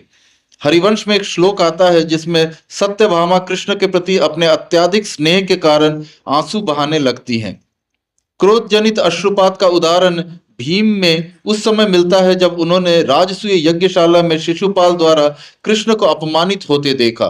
भीम शिशुपाल को तुरंत मार डालना चाह रहे थे, किंतु क्योंकि कृष्ण ने ऐसा करने का आदेश नहीं दिया, इसलिए वे क्रोध के कारण अत्यंत खिन्न हो उठे। ऐसा वर्णन हुआ है कि उनकी आंखों में गर्म आंसू उसी तरह छा गए जिस तरह संध्याकालीन चंद्रमा को कभी कभी हल्का बादल ढक लेता है। संध्या समय जब चंद्रमा को हल्का बादल ढक लेता है तो चंद्रमा अत्यंत सुहावना लगता है। इसी तरह क्रोध के अश्रुपात करते समय भीम भी अत्यंत सुंदर लग रहे थे।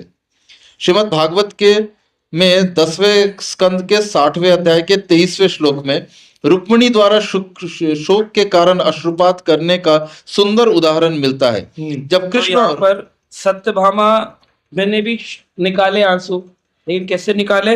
हर्ष से निकाले, ठंडे आंसू, और भीम ने क्रोध से निकाले और रुक्मिणी ने शोक से निकाले। तो तीनों का उदाहरण मिला, एक शोक का, एक हर्ष का, एक क्रोध का। तो क्रोध में भी आंसू निकलते हैं। आपने निकाले कभी क्रोध में आंसू? सामने वाले को तो निकाले होंगे, क्रोध में आया और मार दिया तो इसके आंसू निकल गए, लेकिन आपके निकलने लग जाए क्रोध में, क्रोध में आंसू। तो भीम के सुंदर लग रहे हैं और भगवान को ये देख के अच्छा लगता है। कृष्ण गेट्स वेरी हैप्पी जब वो देखते हैं कि एक भक्त क्रोध में आंसू निकाल रहा है, हर्ष में निकाल रहा है, या फिर शोक में निकाल रहा है। प्रलय, जब मनुष्य एक साथ हर्ष तथा विषाद में ऐसा उद्विग्न रहता है कि उसे कुछ भी नहीं सूझता, तो यह स्थिति प्रलय कहलाती है। जब कुछ ना सूझे तो वो प्रलय की स्थिति, सोच समझ से परे चले गए, प्रलय हो। इस प्रलय अवस्था में मनुष्य कभी कभी भूमि पर गिर पड़ता है, बेहोश हो जाए, मूर्छित हो जाए, और विभाव के समस्त लक्षण प्रकट हो गए। विभाव क्या होता है? हमने पिछली बार पढ़ा था अनुभव, विभाव, उसके लक्षण प्रकट होते, उसमें भी यही लक्षण बताए गए थे। याद रहे अगर आपको कुछ लक्षण। अनुभाव के लक्षण क्या थे? तो जब गोपियां कृष्ण को ढूंढ रही थीं और कृष्ण सहसा झाड़ियां और लताओं के बीच से प्रकट हो गए, तो सारी गोपियां चकित और संज्ञा विहीन हो गईं। इस अवस्था में गोपियां सुंदर लग रही थी, वह सुख में प्रलय का उदाहरण। वो प्रलय हो गई, उनको समझ नहीं आ रहा था, अब कृष्ण मिल गए, दोबारा रासलीला होने वाली है, अब क्या होगा, कैसे होगा, सूझबूझ समाप्त हो जाए, उसको प्रलय कहते हैं। तो जो प्रलय की स्थिति है, अनुभाव के लक्षण और जो सात्विक विकार है, ये दोनों देखने में एक जैसे लिखते हैं। अनुभाव में क्या लक्षण थे बताइए जरा, याद है किसी को? नोट्स देखने पड़ेंगे।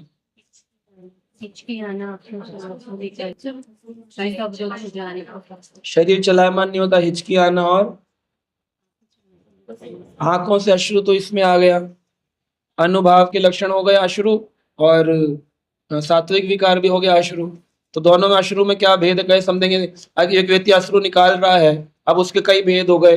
ये रुक्ष रूप में अश्रु निकाल रहा है, कि ये सात्विक विकार में अश्रु निकाल रहा है, कि अनुभाव के लक्षण में। तो आचार्य कैसे समझेंगे कि सामने वाला साधक कौन सी स्थिति पर पहुंचा है, कैसे समझ में आए? परीक्षण कैसे होगा कि इसके आंसू कौन से लेवल के? उसके लिए आचार्य श्री रूप गोस्वामी पाद कहते हैं कि अनुभाव जो है वह प्रेम से उत्पन्न होता है, और वह वॉलेंट्री होता है। वॉलेंट्री यानी कि स्वयं से होता है। वॉलेंट्री मसल्स और कुछ होती हैं इनवॉलेंट्री मसल्स। पढ़ा है आपने बायोलॉजी? कभी स्कूल गए हो तो?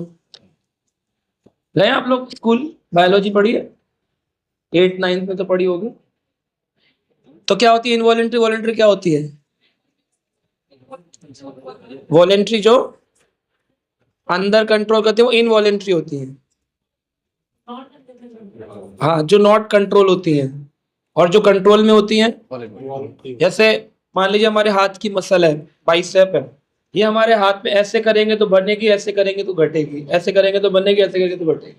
तो ये कौन सी मसल है? वॉलेंट्री। और एक मसल होती है अंदर इनवॉलेंट्री, जैसे हार्ट की मसल्स हैं। आदमी कहता है हार्ट का हमने देखा, इकोकार्डियोग्राम के पता चला आपके दिल की जो है ना मसल कमजोर हो गई है, तो ये वो आपके बस में नहीं। आप बोलो दिल की मसल बनाओ, कैसे बनाए? कहाँ वेट रख के कैसे ऐसे से करे दिल की मसल बने?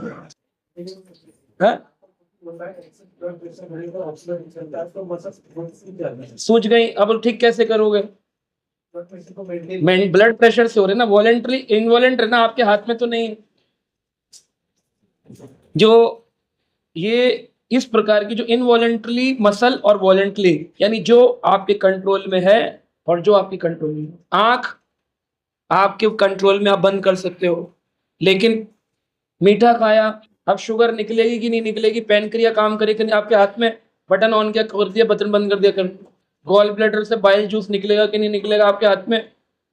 मुंह से थूक निकलेगा, ये आपके हाथ में। थूक सकते हो, बंद कर सकते हो, लेकिन गॉल ब्लैडर से जूस निकलेगा नहीं, आपके हाथ में।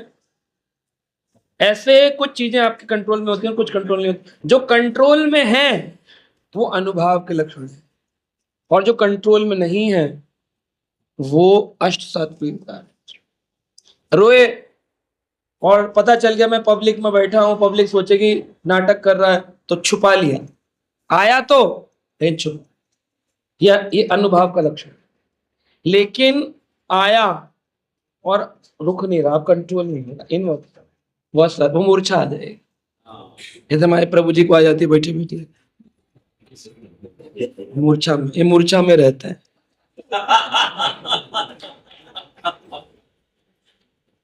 इतना ऊंची बात में भी कैसे आप कर सकते हो? स्पेशल गुण। अनुभाव के लक्षण। और अष्ट सात्विक क्या है? आपसे कंट्रोल ही नहीं हो रहा है। श्री गौर गोविंद स्वामी महाराज मूर्छित हो गए तो 1 महीना गुजर गया, कीर्तन होता रहा, वो वापस मूर्छा भंग ही नहीं हो रही है। और जब वापस आए तो अब वो किस विकार में चले जाएंगे, इसलिए उनको 1 महीने तक कुर्सी पर रस्सियों से बांध के रखा, क्योंकि उठ के पता नहीं जाने क्या कर ले। तो उनके एक शिष्य थे, वो बताते हैं कि वो कृष्ण कृपा मूर्ति गौर गोविंद स्वामी बैठे थे कुर्सी पर बंधे हुए, और वो अपने कक्ष से उतरे और उन्होंने देखा कि वो मूर्छिया में बंधे हुए हैं। तो उन्होंने ऊपर से उतरते खिड़की से उनकी नजर पड़ी तो पता चला कि वो एक कोई कन्या बैठी हुई है छोटी सी। तो गौर गोविंद महाराज का जो स्वरूप था उन्होंने अपने शिष्य को प्रकट किया। फिर जो नीचे आया तो देखा कि महाराज जी बैठे।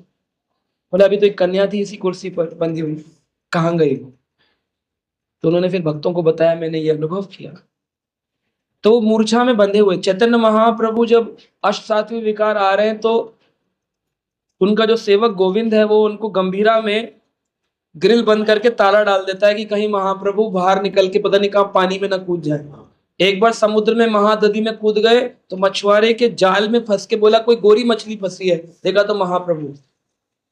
कई दूर तक चले गए थे पानी में बहते बहते बहते। मछुआरा बोला आज तो बड़ी मछली फंसी, जब खींच के देखा तो महाप्रभु थे। ला करके वापस भक्तों को दिया कि आपके महाप्रभु में। पानी में डूब रहा है व्यक्ति, उसको भान ही नहीं रहेगा। ये स्पॉन्टेनियस लव फॉर कृष्णा है which can not be created by someone. कि हम भी कर लेंगे माला करके, हम भी कर लेंगे ग्रंथ पढ़ के, हम भी गुरु जी के मंदिर जा करके फोटो खिंचा करके, ये किसी भी सिम्टम से होने वाला है।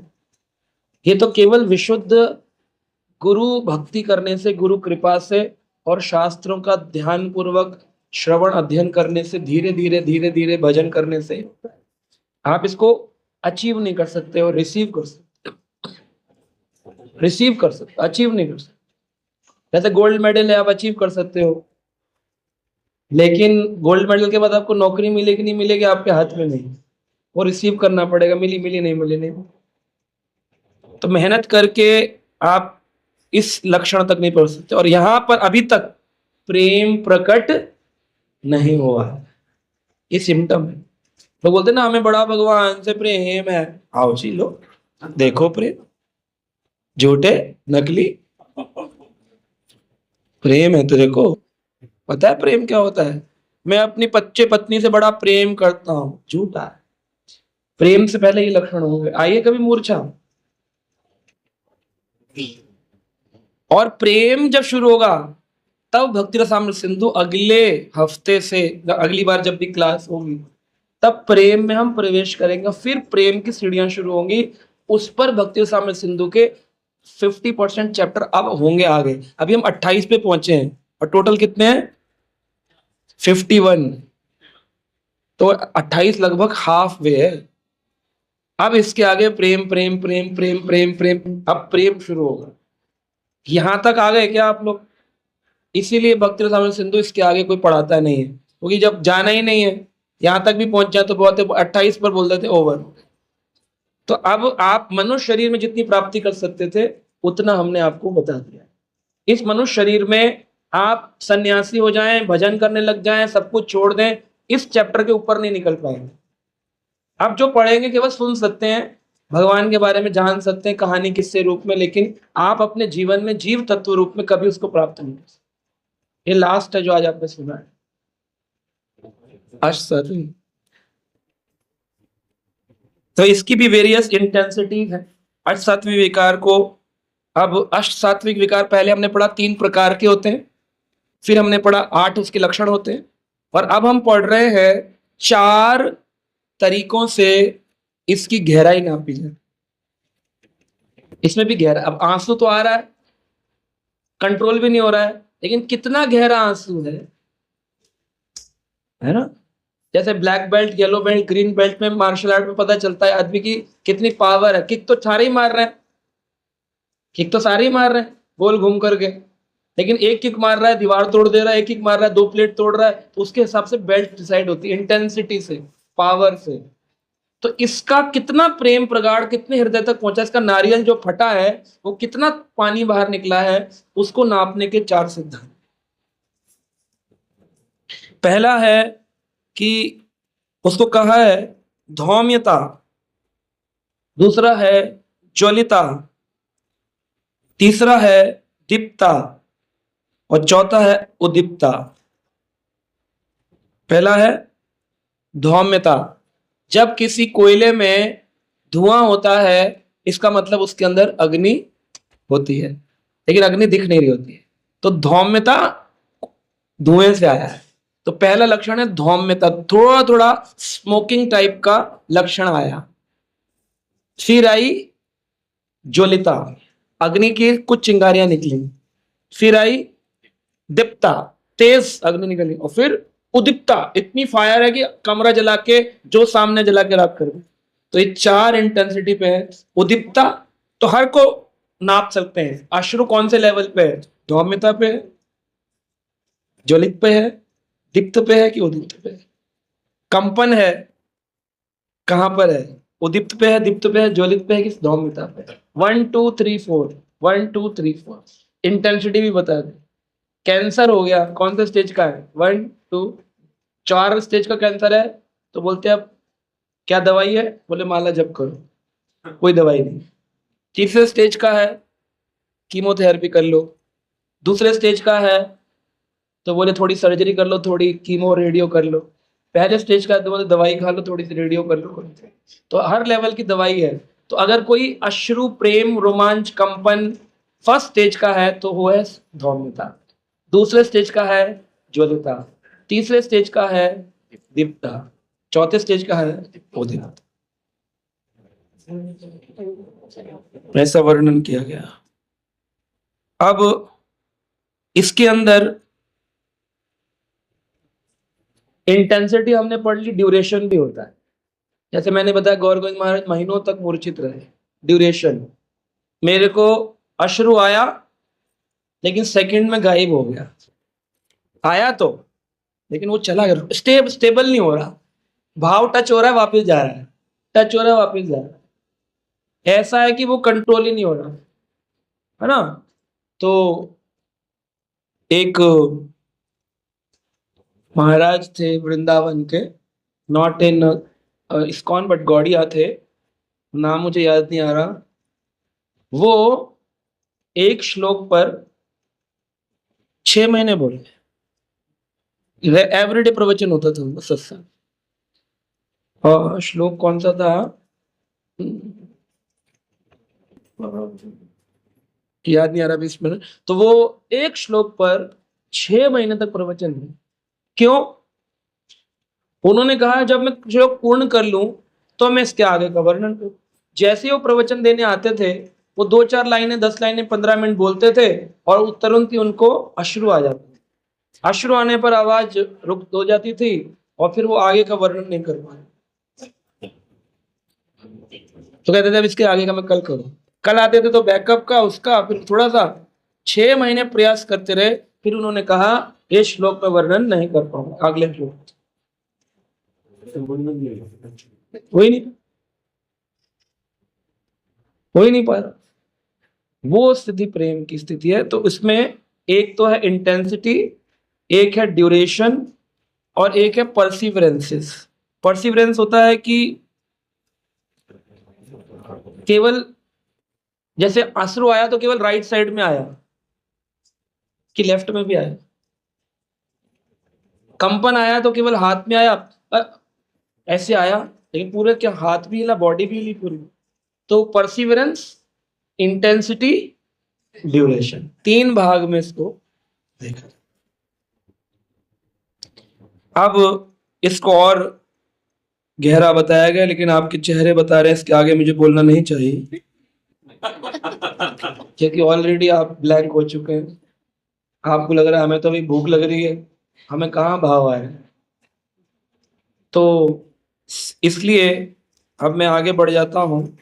इसके आगे बताया गया है सात्विक आभास, अष्ट सात्विक। पहले तो हमने कहा अष्ट सात्विक, प्रत्यक्ष, अप्रत्यक्ष, फिर पढ़ा रुक्ष, और अब हम पढ़ रहे हैं सात्विक आभास। कभी कभी सात्विक नहीं होता है लेकिन ऐसा आभास होता है। जैसे कई बार लोग कोट कर देते प्रभु जी आप तो शुद्ध भक्त हैं, तो वो कोट कर देना होता है, होता नहीं है सामने वाला।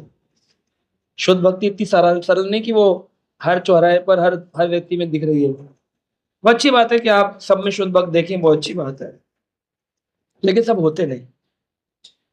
तो कभी कभी वो अष्ट सात्विक का आभास होता है कि वो है, जैसे नाम, शुद्ध नाम, नाम आभास, है ना। तो ऐसे ही प्रेम आभास, हर चीज का आभास होता, आभास यानी ऐसा सिम्टम आना कि शायद वो तो नहीं, वो तो नहीं, नहीं वो तो नहीं है। तो ऐसे 4 प्रकार के आभास अष्ट सात्विक के होते हैं। पहला होता है रति आभास। जब हम किसी जेन्युइन डिवोटी के संग में होते हैं, जब वो हरि बोल कर रहा होता है, तो हम भी उसकी तरह हरि बोल कूद रहे होते हैं। बाद में जब घर जाते हैं तब फिर 1 महीने तक हॉस्पिटलाइज रहते हैं, क्योंकि वो तो उसका तो रति थी, लेकिन हमारा रति आभास, हमें चोट लग गई, कमर टूट गई, है ना, होश खो देते हैं, जोश में आते हैं, क्योंकि इनका जोश शरीर के स्तर पर होता है और उसका जोश आत्मा के स्तर, ये भाई। तो इसलिए रति नहीं है, रति का आभास। भक्त के संग में रहकर हमको लगता है हम भी भक्त हो गए, प्योर डिवोटी के संग में रहकर हमको लगता है हम भी प्योर डिवोटी हो गए। अब रस तत्व की बातें सुन करके जब जाकर के 4 लोगों को बोलेंगे तो अब मन में आएगा, यार मैं भी लगभग थोड़ा बहुत आगे पीछे ही होगा, प्रभु जी जैसे ही हूँ। या मुझे ही लगने लग जाए मैं रूप गोस्वामी जैसा तो हो ही गया लगभग, क्योंकि मैं तो ऐसी बातें करने लगा। मोबाइल से या किताब से देख करके बोल देना का मतलब थोड़ी कि हो गई वो। लेकिन कभी कभी बोले नहीं नहीं प्रभु जी, हमने देखा रोमांचित होते आपको, हमने देखा प्रसन्न होते, तो वो हो सकता है कि आपको ऐसा लगा हो, तो वो रति नहीं होगी, वो रति का आभास हो सकता है कि इसके अंदर दिखा रहता है। दूसरा है सात्विक आभास, यानी कि जब किसी व्यक्ति का हृदय कोमल होता है, कोमल हृदय होता है किसी भक्त का, तो हमारा भी लगता है निंदा नहीं देखनी चाहिए। तो साथ बैठा व्यक्ति कहेगा हाँ प्रभु जी, निंदा नहीं करनी चाहिए, बिल्कुल सही। इसकी इसने छोड़ दी निंदा कर, इसने छोड़ी क्या?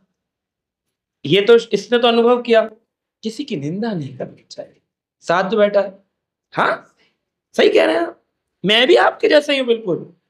जब कोई भक्त ये कहे मैं आपके जैसा हूं, आपके जैसा हूं, हर चीज में कॉपी करे, समझो इसको कौन सा हो गया, सात्विक आभास हो रहा है कि ये भी सत्वगुण में है, रजोगुण तमोगुण में, सो के उठ नहीं पा रहा, भजन हो नहीं रहा, लेकिन कह रहा हम भी आपकी तरह, हमें भी किसी का कुछ लेना देना नहीं, हमें भी बैराग आ गया है प्रभु जी, हमें आपके जैसे ही भी।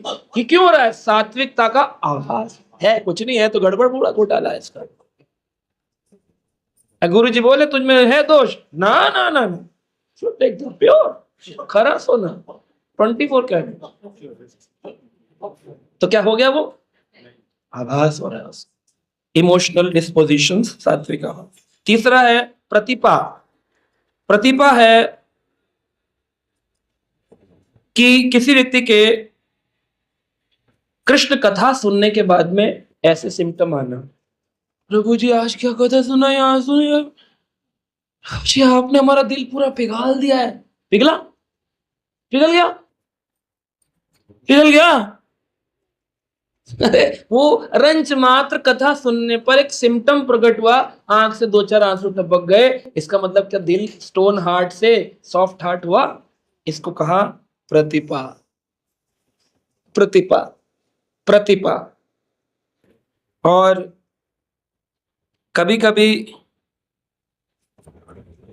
ये जैसे मैं करता हूं, बोलते बोलते कभी कभी आवाज को ऊपर नीचे करके मैं बताता हूं किसी बात को, तो सुनने वाले को लगे कि वाह प्रभु जी में तो है वो बात, यही है राइट चॉइस। लेकिन वो कोई सिम्टम नहीं हमारे अंदर। ही क्या है? चौथे वाला निसत्वा। निसत्वा केवल बोलने के लिए, समझाने के लिए आवाजों को ऊपर नीचे करके मॉड्यूलेट करके समझाया जा रहा है।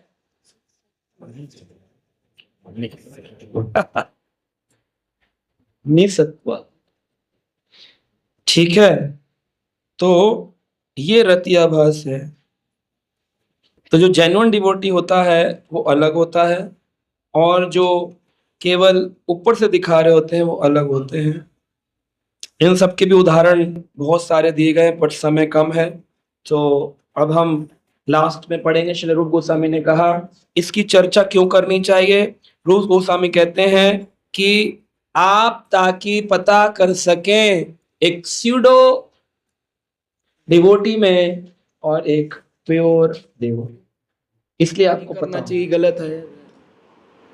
दोष दर्शन नहीं करना, पर भी दोष नहीं देखना किसी में। कोई गलत है तो यानी हमें इसको पालन नहीं करना, लेकिन गलत है तो है, अपना करेगा, प्राप्त करेगा, हम क्यों उसका दोष गाएं।